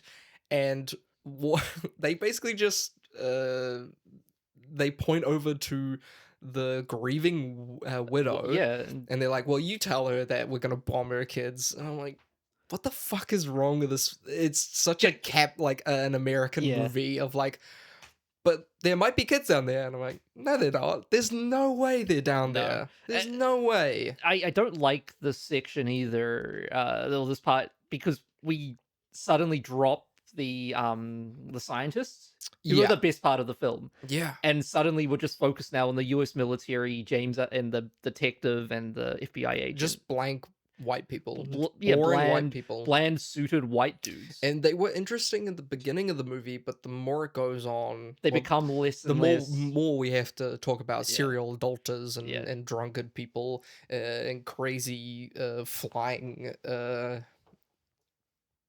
pilots who see ants. That's the important stuff, not characterization. So it's a shame when we get here, because I'm like, oh, but I like the old dithery fool. Yeah. This is honestly just 10 minutes. Yeah. They are in and they are out. They go in, one of the main characters dies. Yeah, Peterson dies. They save the kids. The kids should be dead. They are dead, 100%. But the ants are too good, and they're too great. They took them in, and they would... I think what the ants were trying to do is they take the kids, raise them up as ant communists, and then send them out into the world to spread their evil ways. They should have let the kids die. We don't know what the... It's really dumb. It's really stupid, and they get the kids out, and then... We end with the most... It's pretty harrowing. We end with the most non-subtle... So yeah, commentary on the danger of atomic energy, and they just mow down everyone. Yeah, crazy sort of like alien like action shit. Yeah, well, even like it feels like them going down to the Nazi bunkers and just mowing everyone down, and they get to the final section where the eggs are stored, and they've got some new queens that are hatched. And it's pretty harrowing. You just have these shots of these ants, these baby ants, that are just quivering and like staring at us, and they're not threatening. We've never really seen ants actually do any damage in this movie. Yeah. We see an ant holding like a rib cage, and off-screen stuff happens, but really we don't see the ants actually kill anyone. Yeah. Except for one of the characters who just gets squished, who is just mowing them down anyway, so he kind of deserves it. It's self-defense. He had it coming. But we just have the shot of these ants. Look pretty cute. These ants don't look that scary. They're pretty cute. Baby ants just cowering in a corner, and 15 there's US army men with flamethrowers and machine guns pointed at them, and the scientist is like, let's burn these fuckers. Fucking get them. And it ends with them just mowing them down and flamethrowing these innocent children. Yeah, it's really... Because, at this point, everyone's seen archival footage of US Marines flamethrowing bunkers. Yeah. And when you... seeing that in contrast with them flamethrowing these helpless... We've all seen Russell Crowe's Nuremberg at this point. It's quite... It's really effective. Evocative, and that's why I say I wonder if, even if they weren't communists, they were at least pretty aware writers. It's super effective, and it's really disturbing how into it they are. Yeah. How... Let's kill them. They're so proud of it, like it's a sports game. And for the whole movie, it's not like they're ants. Ooh, you fucking just kill an ant because it's a drone. These are huge. How big are they? 9 feet in length. Yeah, 12 feet. Yeah, they are.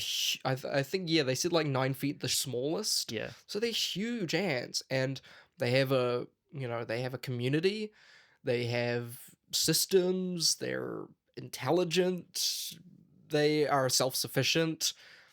They make a claim that if without intervention, they will take over the world. Yeah. That they are super intelligent, and they make it clear so often. And even they make clear that regular ants are super smart. Yeah. And that they can make war, and that they're courageous, and they give them... in the scene where they show like the BBC footage, the documentary stuff, the scientist really puts the claim that these are smart, that they have emotions and that they have pride and courage. Yeah. And then to just see them being mowed down is really disturbing. Yeah.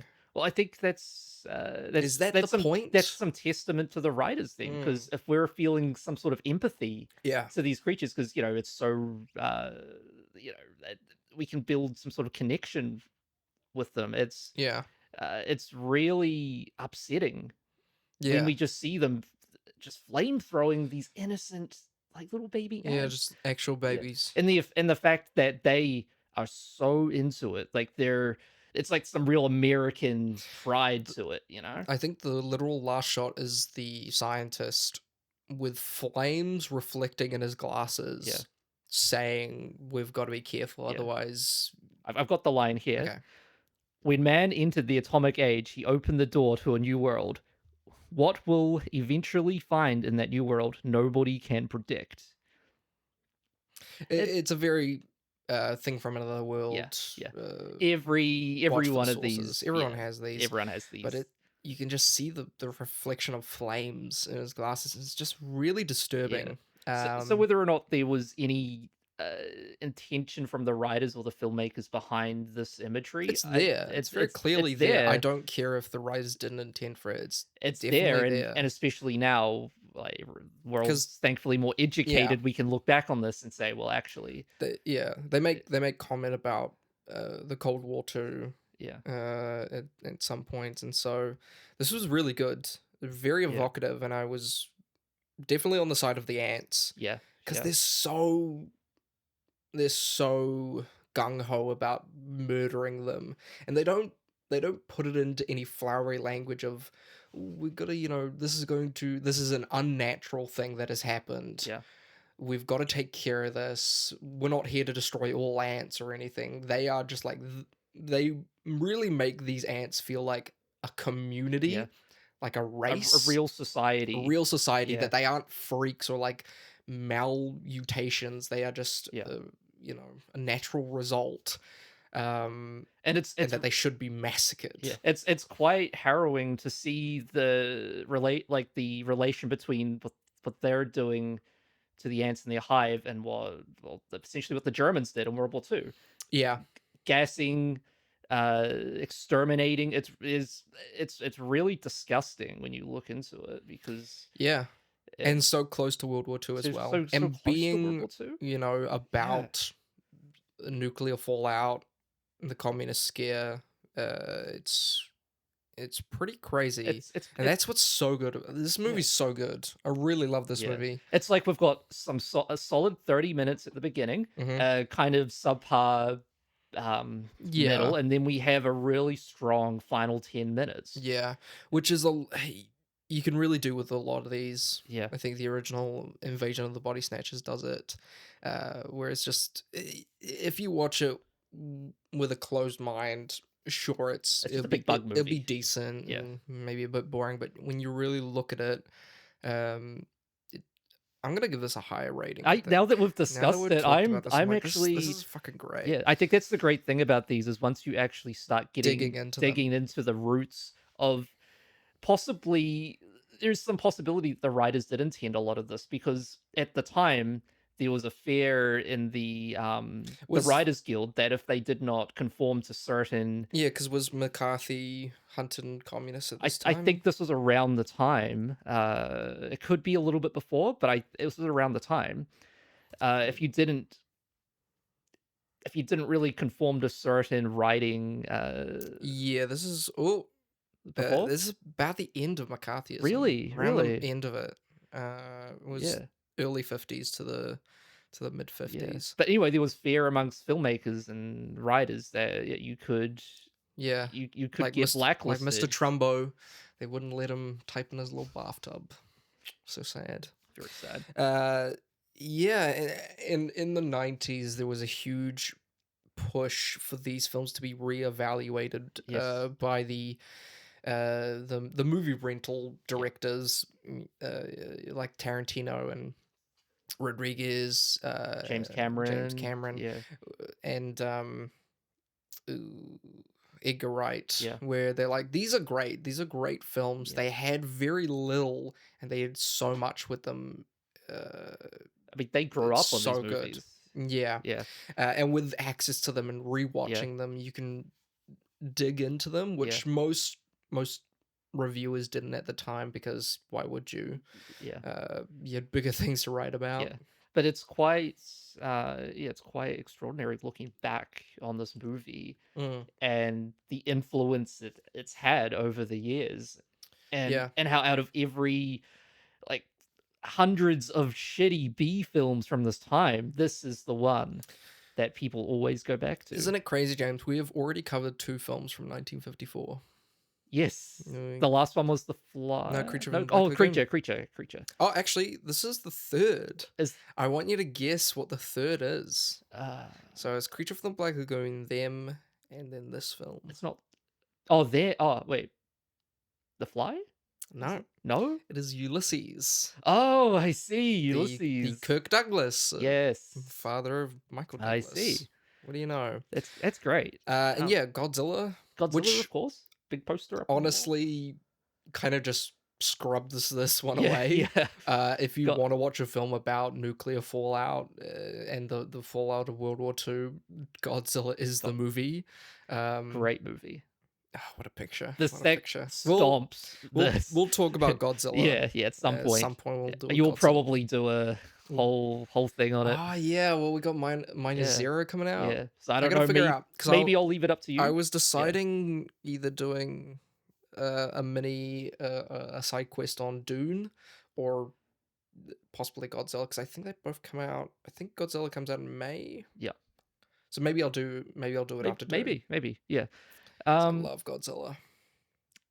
This has some really great set design, like when they go down in the hive and under the tunnels. I loved it. It feels gritty. It's you feel like you're in the hive of an ant colony. I think we're running out of time, so I want to talk about the director and the DP. Director and the DP. Yeah, I think we should focus on those guys. Let's brush over the production. Yeah, because we kind of need this as context. Yep. We can actually go through the others will come after this. So the studios were initially hesitant to adopt the trend of science fiction monster flicks after the success of distributing The Beast from 20,000 Fathoms. Warner Brothers was not convinced. A great movie. I don't like that. It's not great. Godzilla eats that movie's lunch. Yeah, it's not a great movie. Warner Brothers was convinced of this new tide of science fiction fanfare and went into production of their own monster flick. That one made $5 million at the box office. Adjusted for inflation, that's $5 trillion? Probably. The film's original idea stems from a treatment written by Arthur George Worthing Yates. Yates was fascinated... by author George Worthing Yates. Yates was fascinated by the idea of giant ants in the New York subways, though couldn't develop a compelling script on his own. Warner's reportedly paid $25,000 for the story, and then tasked writer Ted Sherman to adopt the story into a screenplay with the help of Russell Hughes and Gordon Douglas, our director. Them began production in the fall of '53 and was intended to be shot in 3D and Watercolor, so just a lower tier Technicolor. Some color footage was shot of the ant models, however the 3D rig malfunctioned and the testing went unsuccessful. No! Yeah, I'm sorry. The next day, a memo was set stating that the 3D would be scrapped and the film would be shot in widescreen black and white. However, the widescreen format was also abandoned. Some already prepared 3D shots still made it into the film, like the flamethrower shooting at the camera and the ants crawling at the lens. The iconic opening title was also printed in red and blue color and kept in the VHS, Laserdisc, and DVD release. Okay, so that wouldn't have been on the actual theatrical. Yeah, yes, it was. It was printed onto celluloid. Yeah, it's bizarre that they kept that in. Yeah, it's fascinating that 35mm projectors, they didn't need to switch over for color. That they, I guess, because it's just a big bulbs. So the color is on the print itself. So that's pretty fascinating. The shooting of the film was possibly more miserable than being attacked by giant ants. The intense heat of the Mojave Desert reached 46 degrees Celsius, which is like 115 Fahrenheit, making shooting especially difficult for the cast who were in heavy woolen clothing. Yeah, the actress who plays Pat, she was in like a thick, suit. Yeah, because we And she- couldn't dare see her curves. No, hell no. So she suffered. Like, she hated the production of this. Edmund Gwenn, who plays Dr. Medford, was also fighting extreme arthritis at the time. And you can't really tell, but I think there are some moments where you can kind of tell he's in extreme pain. I wonder if they wrote that into the movie because there's a lot of stuff in it about him being super old. Yeah. Well, at the time, Jack Warner, he didn't want to cast him because he said he was too old. He was like, he's a bumbling fool. We don't want him. And luckily, the one of the writers kind of very heavily insisted to Warner that he's great. He's He's probably the best actor in the movie. Yeah, he's so good. He was on Miracle on 42nd Street. There's a beautiful shot of him when he's discussing the ants, and he walks across the room, and he just pushes a book back onto the shelf. That was just hanging off a shelf. He just pushes it back, and it's just those small things that actors do that just like stick in your mind of, oh, why would you do that? It's just a beautiful little punctuation. It's great, and that's the benefit you get from casting real like experienced actors. Is they can bring something to a role that less experienced actors we couldn't. I would push that book and it would go through the wall. The Wilhelm scream, created 3 years earlier for the film Distant Drums, is used pretty frequently in the film pretty frequently, and it comes back of course through films and is now heavily rooted in pop culture. Everyone hears the Wilhelm scream, it kind of takes you out of the film. It's kind of a gag at this point, right? The film itself was a bizarre launch pad for some of the actors, notably Leonard Nimoy in one of his first screen roles as an uncredited army sergeant. John Wayne saw the film and was impressed with Arness's performance and recommended him for the role as Marshal Matt Dillon in the new Gunsmoke TV series, a role that Arness would play from 55 to 75, becoming a very recognizable face to American televisions. James Whitmore wore lifts in his shoes to compensate for his height, difference between him and James Arness. I want to talk. If we run out of time, we can finish it. Finish it later. I want to talk about the special effects. So, originally, Warner considered bringing Ray Harryhausen in to do the effects. Ooh. Although they gave, I don't think that would work. No, I like the big ants. The big ants, yeah. They gave their own in-house technicians the task to create the life-size models. And I mean, I don't think there might be a couple of shots where they use like miniatures, but I'm pretty sure a majority of it is just big ant puppets.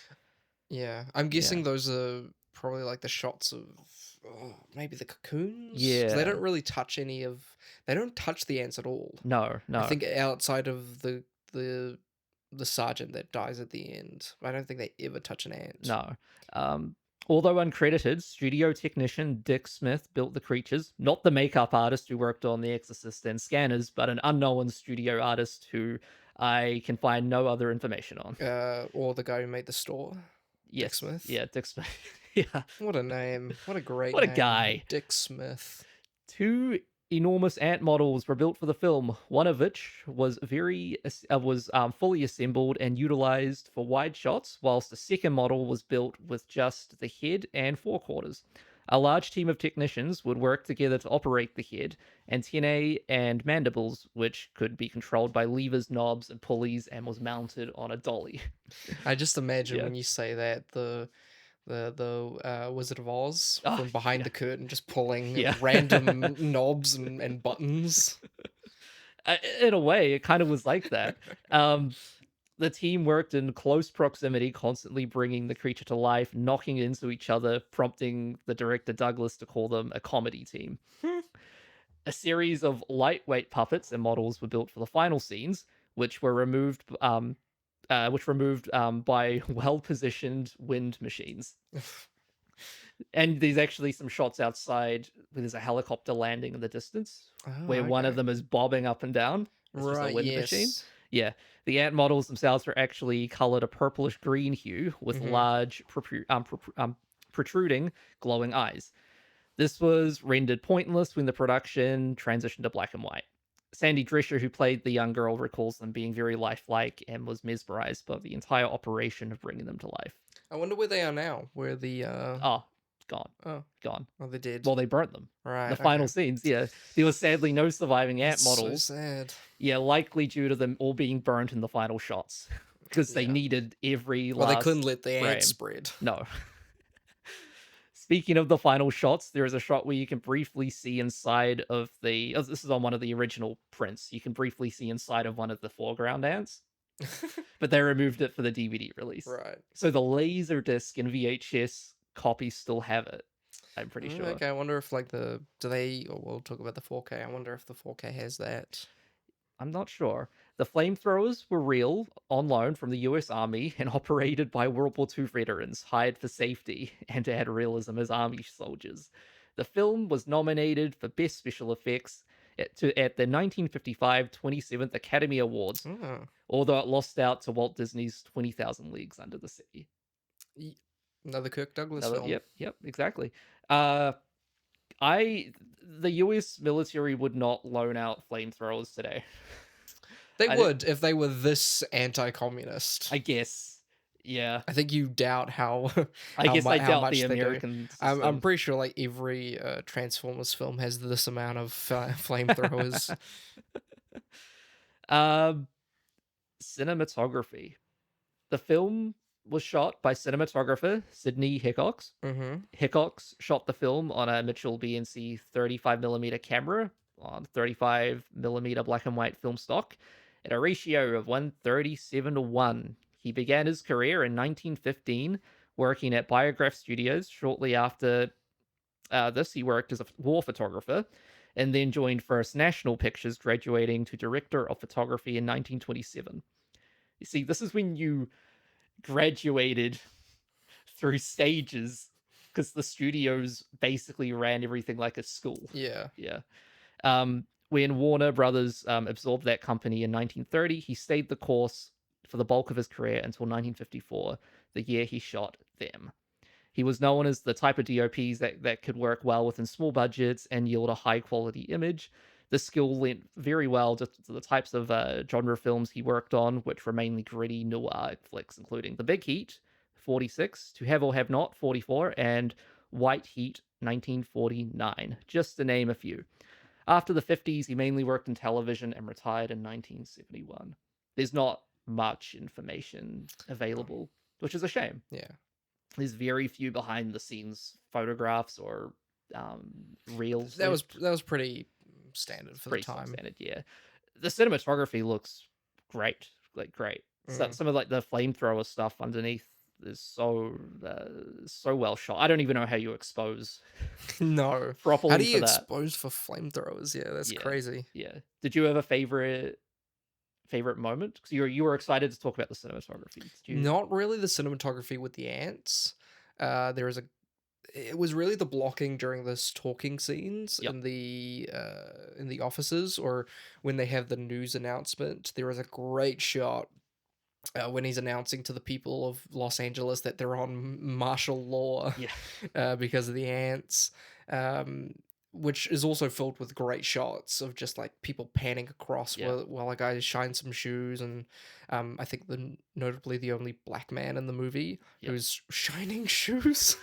Jesus Christ. And they have some great shots of just people standing around, some great foreboding stuff, and big jeeps driving the way. But there's a great shot of the man doing the announcement with a bunch of microphones around him. That's a low angle shot. Beautiful shot, but there's some amazing blocking in those office scenes in the police station, where they'll just be in beautiful triangles and they'll move from one place to another. It's very classic blocking but stuff you just don't see these days, where it's like, we have one angle to do a master, we need it to basically take 5 different shots and merge them into one. But they also have some great coverage, where they'll just cut into close-ups and 2 shots, and some beautiful stuff. But again, it's that old studio training. You but know? honestly, I don't remember much of the ant stuff. No. Well, there is a great, probably the great shot is the reveal of the ant. Yeah. We have it at the back of the box here, where it's the woman discovering the ant, and the ant is on a hill above her. Yeah. That's a great shot. Again, that was it tended to be 3D. Yeah. And then the general store, which is just, it's so fucking beautiful. It's so good. So good. Let's talk about the director. Gordon Douglas. He was born 15th of December 1907 in New York, and was a film director of B movies throughout the Hollywood studio system. He began his career as a teenager, acting in minor roles of films through the 30s, working mostly uncredited parts in shorts produced by Hal Roach. Roach had fallen into a small fortune and begun producing comedy shorts in Hollywood alongside his business partner Harold Lloyd. Together, the duo made slapstick comedy shorts around characters that were essentially imitations of Charlie Chaplin. Roach had also began his comedy shorts titled Our Gang, aka Little Rascals, which would continue out of the silent era through the 30s and then still into like the 90s, adopting sound and becoming a huge success for Roach. Roach is a very colorful character who I hope to drop in on future episodes, because this guy, I'm not even joking, he created a studio with Mussolini. Oh my god, really? Yeah, he collaborated with Mussolini to develop an Italian, which still exists today. So yeah, it's pretty crazy. This guy was he's a bit of a goofball. Douglas rose through the ranks and eventually directed episodes of Our Gang, where he developed a natural flair for light comedy and for working with child actors. He became an efficient filmmaker, flexible among many genres, including comedy, horror, musicals, noir, blaxploitation, biopics, and westerns. That's classic for that kind of director back then, yeah. He was a jack of all trades. He directed more than 30 Our Gang shorts and won a short film Oscar for Board of Education at the 9th Academy Awards. He also discovered, I also discovered that the Academy had an award for assistant directors. Oh, really? Wow. But they retired this in 1937. Yeah, that makes sense. I was shocked. I scrolled down the page. I was like, assistant directors got an Oscar? That's pretty cool. I mean, it makes sense. That's a fucking huge job. But I don't know how you figure that out post. Like, you'd need to be on set, or you'd need to talk to the people on set. Like, you can't really judge that through the movie. I don't know how you judge. I'm guessing that's assistant why. director. Yeah. It would be like best catering. Yeah. That's a great job, a very important job, but how do you decide? How do you judge How that? do you decide that without being on the set? His directorial debut was the 1939 comedy Zenobia, starring Oliver Hardy. The last picture he made with Roach was The Devil with Hitler, a 1942 comedy. I really wish I had time to watch this. A 1942 comedy with the main plot being the board of directors of hell has put the devil on notice that they intend to replace him with Hitler, unless you can get Hitler to commit a good deed. I really wish I had time to watch this. Well, there we go. It looks insane. For the rest of his career, he bounced around studios, leaving Roach in 1942, and then worked for RKO, where he directed A Night of Adventures 1944 and the horror Zombies on Broadway 1945. He then moved to Columbia in 1948, Columbia Pictures, before beginning his 10 years at Warner Bros.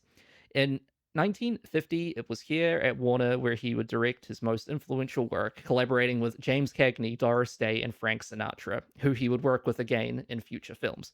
In 1953, he made the 3D Western, The Charge at Feather River, which is likely why Warner Brothers selected Douglas to direct them when it was intended to be shot in 3D and color. After leaving Warner in 1960, he spent the next 20 years freelancing. He directed Elvis in the 1962 film Follow That Dream. He made a 1964 gangster flick with the Rat Pack, Robin and the Seven Hoods. This is a good old time, where he again worked with Sinatra. In 1966, he made a Stagecoach remake, reuniting. Really? Yeah, Stagecoach. yeah. Oh, I think I've heard of that one. Yeah, Bing Crosby's in it. Crosby's in it. Yeah.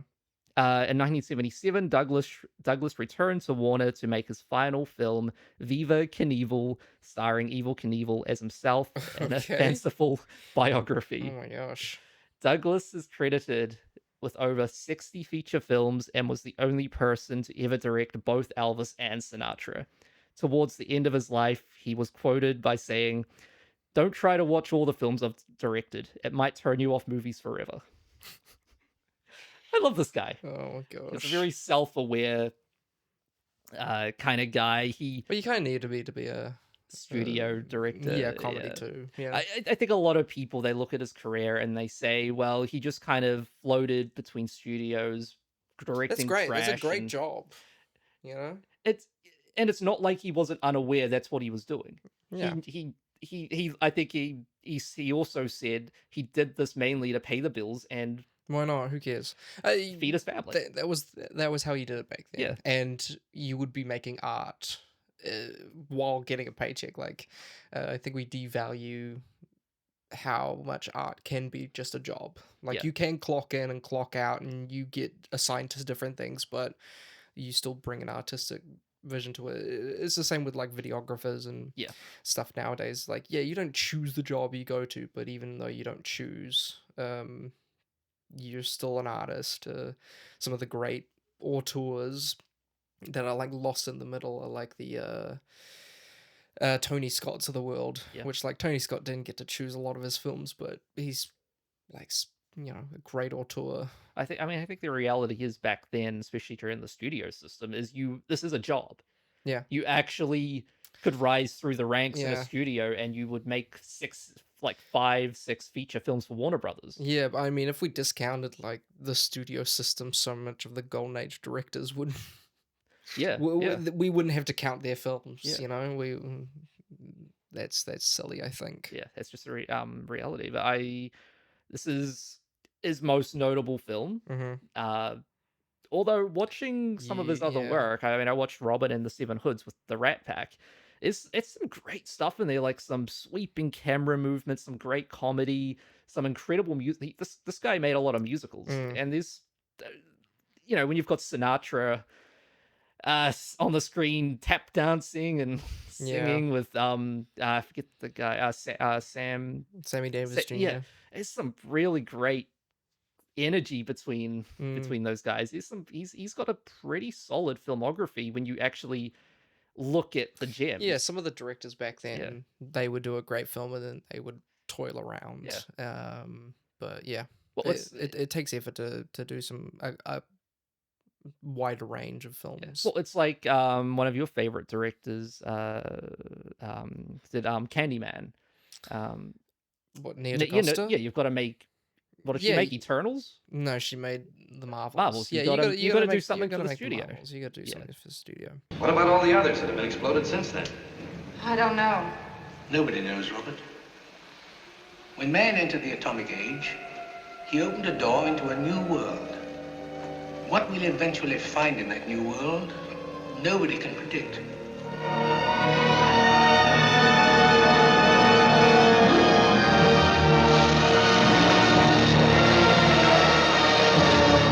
Let's talk about the music. You just said to me, what music? Yeah. And Hero was with a whole thing planned.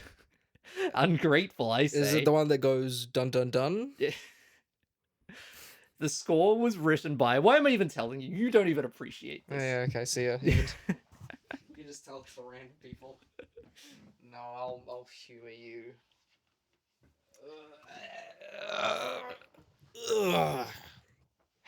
Go ahead. I don't know if I want to. The score was written. Okay, sweet. let me take this. You talk about the score. Okay, it was written. It was written by Bronistel Caper. You always say written. You don't say written. You say written. It was written. It was written by Some American fuck. Written by. You hear it now, right? You hear it. Now I'm self-conscious. Written by Bronislaw Kaper. He spent most of his career contracted to MGM and had previously won an Oscar for that. For Lily. Lily? You can look it up. No, actually I won't. Lily in 1953. He wasn't sure why Warner asked him to score this film, but he accepted the invite, and this would ultimately become his only contribution to science fiction. All I've got is The Amazing Spider-Man 2. Is that what you were talking about? My mistake. Mark right. Webb's classic. Lily, Amazing Spider-Man 2. It's very similar. Easy to mistake. I get them confused every day. He fully embraced this project, probably delighted to have a creative break from MGM's studio pictures, and he took the premise of giant killer ants very seriously. He was pretty into this. What he created was a score composed of full and wild orchestral cues. Biggest microphone you've ever seen. Tiniest ants you've ever seen. You didn't appreciate with their powers combined. He made a score that I can't remember for the life of me. I went back and listened to it because it kind of gets lost in the ants. In the ants. In the King Ghidorah. And their fucking shrills and shrieks. Get fuck off. Warner had an orchestra of 50 players ready at Caper's disposal. Monstrous movie. It's incredible, you know? Yeah. Back in the day where you could just, we're making them. Let's get 50 professional music players. So now he appreciates it. Well, yeah, now they know he didn't make it with ants. I didn't tell you who the players were. Oh my god, they were ants! Easy to have 50 players when you don't have to pay them. Yeah, that's because they're so small. You know, 50 ants, that's like nothing. Monstrous Movie Recordings writes, the foundation of a score is provided by two pianos, which Caper wanted mic'd very close to the strings. The pianos were mainly used for rhythmic purposes and musical sound effects rather than for melody, and this helped create an unsettling ambience of apprehension as well as propelling scenes of oral terror that seemed to explode from the screen. Yeah. The sound department was led by Francis J. Scheid, who, along with a team, recorded and designed the sound. We just talked about this. The eerie alien shriek of the ants was created by recording a chorus of bird-voiced tree frogs from southeastern USA. The team won a Golden Reel Award for Best Sound Editing. Well, southeastern, that's around where it's set. Yeah. Yeah. So, yeah, they won an award. That's southwest. Is that southwest or southeast? I'll take your word for it. Never eat soggy weepers. Yeah, that's southwest. Oh, my bad. I just trusted you. You trusted me where the cardinal directions were. Oh man, this guy. What this guy wouldn't do. Unfortunately, we only have a mono track, so watching it at home. That's so sad. Yeah, it's not exactly all this immersive. Work, yeah. Wrangling 50 ants. We only have mono? That's so sad. You're sitting there with your colorized version. If only there was a stereo track. That would make the difference. Yeah.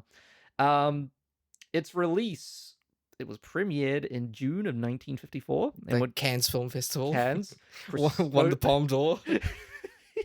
The Golden Bear. It was up against two other films, Parasite and Fjord. Unfortunately, they lost out. Yeah. It would go on to earn, guess. Oh, but box office. Box office. You can guess its budget. Budget. Ooh, I'm really bad with these early movie budgets because they're lying. It's hard to do when people just lie to you. I'm gonna guess the budget was 100,000. 250. 250,000. And the box office was, I'm guessing this is just domestics. They wouldn't have opened it worldwide. Was that correct? This is, I believe this is worldwide. Actually, no, I take that back. This might just I'm be guessing it domestic. was just domestic, and then yeah, 1 million. 2.2. Fuck, I was gonna say 2. Yeah, so it would go on to earn 2.2. That's so funny. I said 100,000 and 1 million. It was 2 million. Well, it's strange because some like the reports of the box office returns are they vary so much. Right. So it did really good in the ant community. Like, that's so easy, you know? You could fill a whole fucking amphitheater with 1 billion ants. I don't think the ants paid to see this. They paid ant prices, you know? Ant We live in a woke society where the ants can get their ant prices, discounted ant prices. I gotta pay my goddamn full price. Jack Warner was convinced the film would be a flop and was proven very wrong. The film became one of Warner's top earners of that year and was critically received very well. Unfortunately, our boy, Ebert, did not review this. He was 20 when this came out? I don't know. Sure. I'm going to guess he's 20, so... I'm going to say he was... dead. Roger Ebert. 18. He was 12. So I was a bit off. A few years off yet from reviewing films with Siskel. Now, how did the anteaters feel about this movie? I don't know. Imagine how big the anteaters would be. They'd be huge, big old claws. Yeah. What a weird creature, the anteater. Imagine being born specifically to eat ants. I don't think they just eat ants. That's like the complete opposite of like the drone dudes that just simply are born to fuck like a smoking hot babe and then die. They live to eat ants. Well, that's like an insult. I think they do more than just eat ants. Right, they're they're three-dimensional beings. They have like, you know, they knit and they cook and I know what happened. They have internality, you know, they have opinions, they have politics. Some fucking scientist saw an anteater, they were sucking up ants. He's like, I don't know, they fucking anteater? They eat ants? It's so funny. I love scientists when they're just like, this is like a bug and it's got like a fucking red spot on it, but we'll call it the red spotted bug. I'm done. I'm going home. It's a lizard with blue tongue. We'll call it the blue tongue lizard. Yeah, it's a frog that happens to live in the trees of the rainforest. Yeah. The tree frog. You get a really once in a while you get a really horny scientist that's just like, man, that bird looks like boobs. Boob the bird. They're just like, what do you mean? Oh boy. Scientists.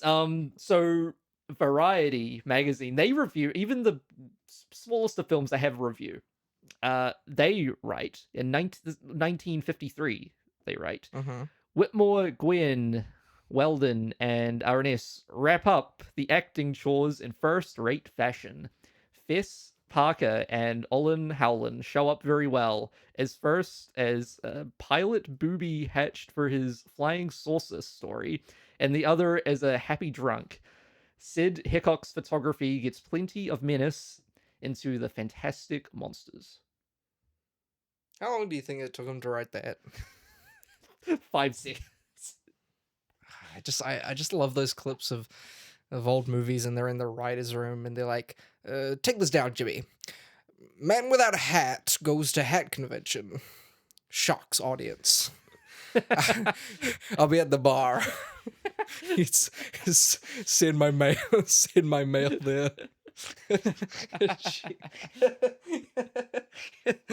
I mean, yeah.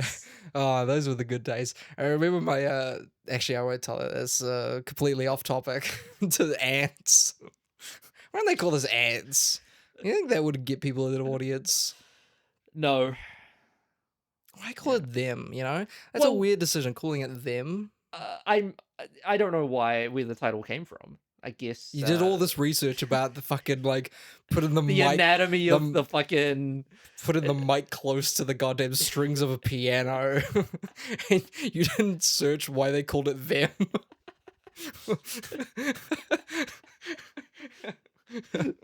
Well, it's I guess it just they were probably writing the script and they're like, what do they say when they see the giant ants? I don't know, them. Yeah, It's them. What a shame. Yeah. Anyway, would you like to see a remake? Don't say anything, because a remake is currently in development, supposedly going to be directed by music composer Michael Quarantino? Giacchino. Man, imagine how close he'll put the mic to the strings. Cool. Boggles the mind. Well, the advancements of technology. He could put the microphone in the wire. Michael Guarantino. He's losing it. Michael Giacchino was famous for working with Pixar, Matt Reeves on the Batman, Mission Impossible franchise, and J.J. Abrams. Glenn Powell is rumored to be starring in it, with Matt Reeves producing. Of course, it's Does he play the ant?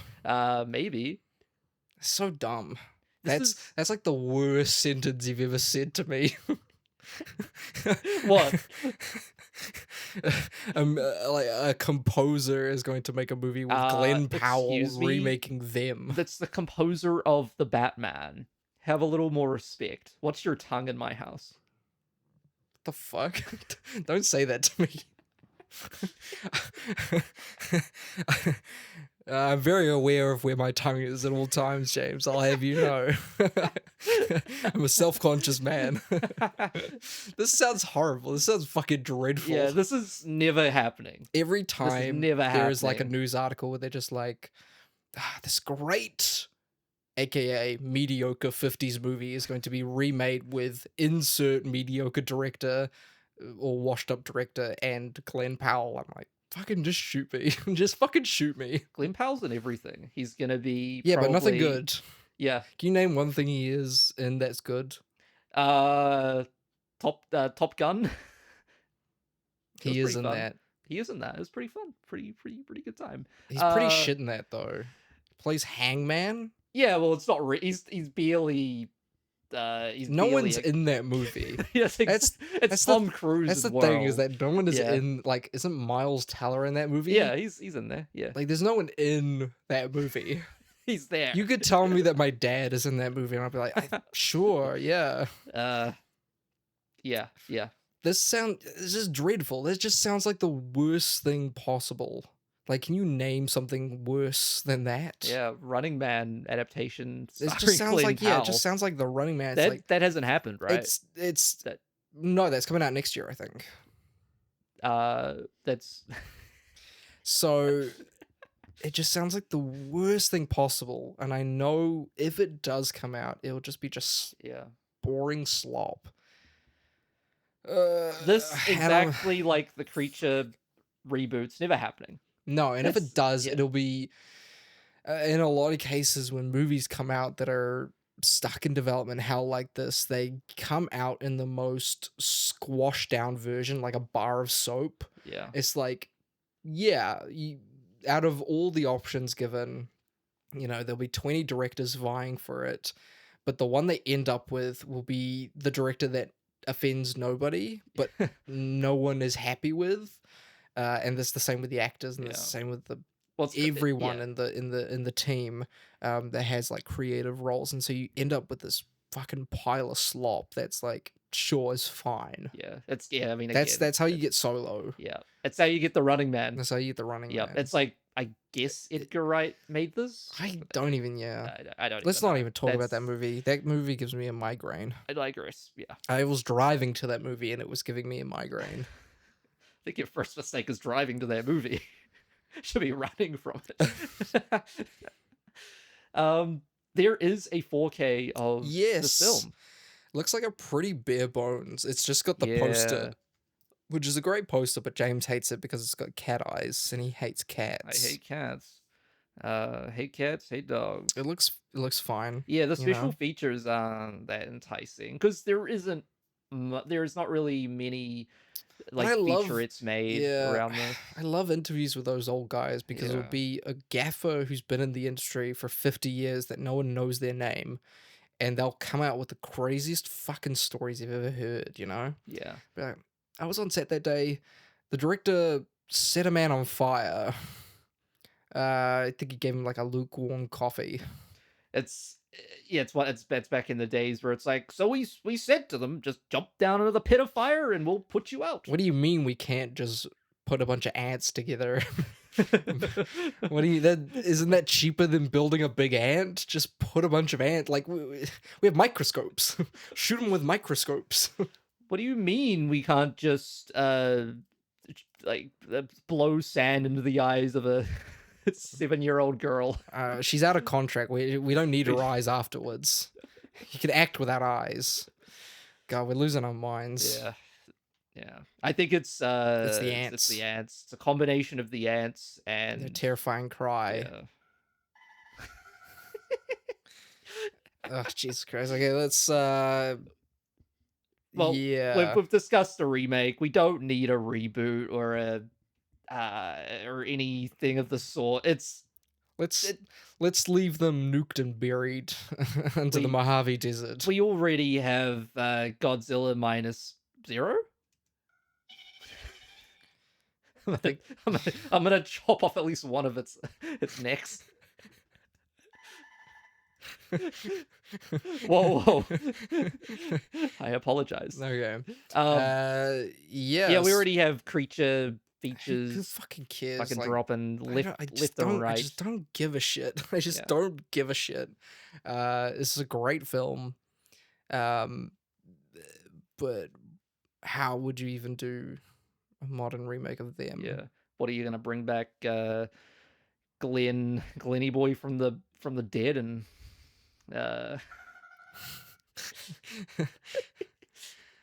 We're tired. We're so tired. Yeah. Are you ready to do Yep. So 6 degrees of Kevin Bacon. 6 degrees of Kevin Bacon. I thought these would get easier after the silent films. So here is my here is my list. So Gordon Douglas, the director of Them, good movie. He also directed Robin and the Seven Hoods, film that sounds like it would have. No, I won't say that joke. That's a bad joke. Which I know what the. Yeah, don't say that joke. You the joke. Don't you say that joke. Some things are best left unsaid. Oh yeah, leave it up to the listener's imagination. And then I think it gives it worse in the past. Oh yeah, I said worse in this episode. Then we go to who do we go to? We go to Frank Sinatra, Glenn Powell, who was in The Manchurian Candidate, which had Angela Ransbury, I think, who was Mrs. Teapots in Beauty and the Beast, right? Nice.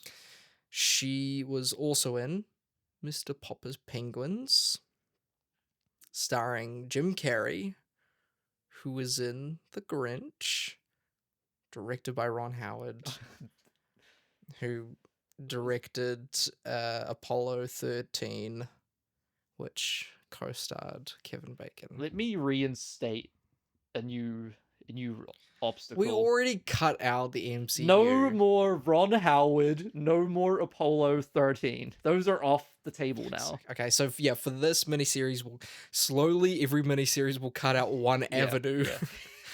So last it was the MCU, and now it's Ron Howard. That's like cut off half of my arms. As a reward for each episode where Rhys doesn't get us cancelled, we can reinstate.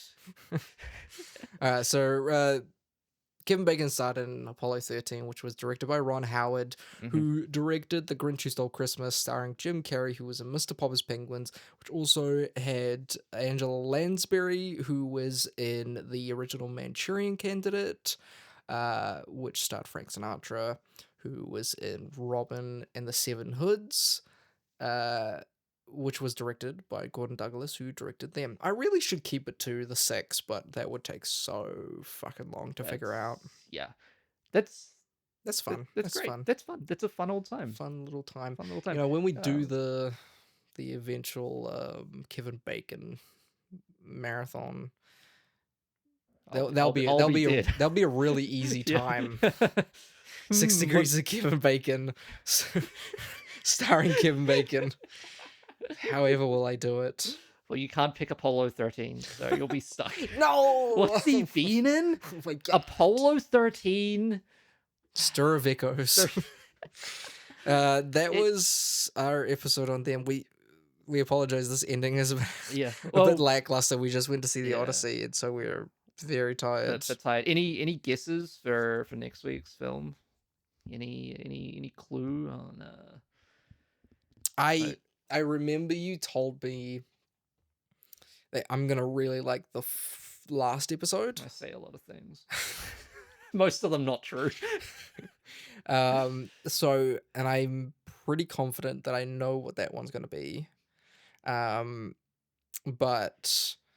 the next episode, I don't really want to. I want to guess on the next episode. Okay. I think it'd be good to end it off talking about probably our favorite little bit, so we can pull it full circle. Yeah, well, revisiting this second time I've watched it. What did you give it after this? I gave it a 3.5 star rating, so to your 7. But after, I think we just I bumped it up to an 8 after all of our communist talks. I'm bumping it up to an 8. I think for me, as we discussed, it's been looking deeper into the little hidden meanings that well, that's kind of subconsciously that's kind of the point of what I want to do for this podcast is go deeper on to the even films that I disregarded when I first watched them. That a lot of them have these much deeper things when you look beyond the veil, and this is, I think, a perfect example. This and I think Creature from the Black Lagoon are great examples from the same year. Great films that accompany that B movies can really tell a beautiful story. Yeah. B movies can be more than be cinema. Yeah, it can be cinema too. So I think it's really something important to get out of. And I think I'm guessing that both of our favorite scenes are in that first 30 minutes. Yes, I think the opening. Everything about that is so good, you know. It's probably some of the best tension and probably the best that opening we've seen to a so B far. movie I've seen. I would I think so far that's the best outside of The Fog, because The Fog is just one of the greatest. You can't get much better than that. But in what we've watched, this has got to be the best intro we've seen. One of the best and worst outros we've ever seen too. It's strange. One of the so best, evocative. Yeah, best intro, middle. Whereas I think in Creature, the middle. Oh my god, the middle's so fucking boring. The middle is on the same caliber. Oh no, there's a medium-sized tree branch in our way. Whatever will we do? What are we gonna escape? We're gonna have to get into the water. Oh, that's where the creature is. Yeah. I think it's those little subtle touches that the caliber of the actors bring to this. You know, it's that light comedic undertone. They do a really good job. It's I was really impressed with. Great job, them. Yeah, I was really impressed. You may have a shit title, but boy, you're a pretty decent film. I respect the title. Yeah. Well, that has been tonight's second feature. We've been the second boys. This has been the second studio, and oh my god. There's ants all over a podcast, or maybe there's a podcast over our ants. Job well done, James. we recorded this outro 4 times, and now we've perfected it. Now we have perfected it. Podcast outros don't get much better than this. Yeah.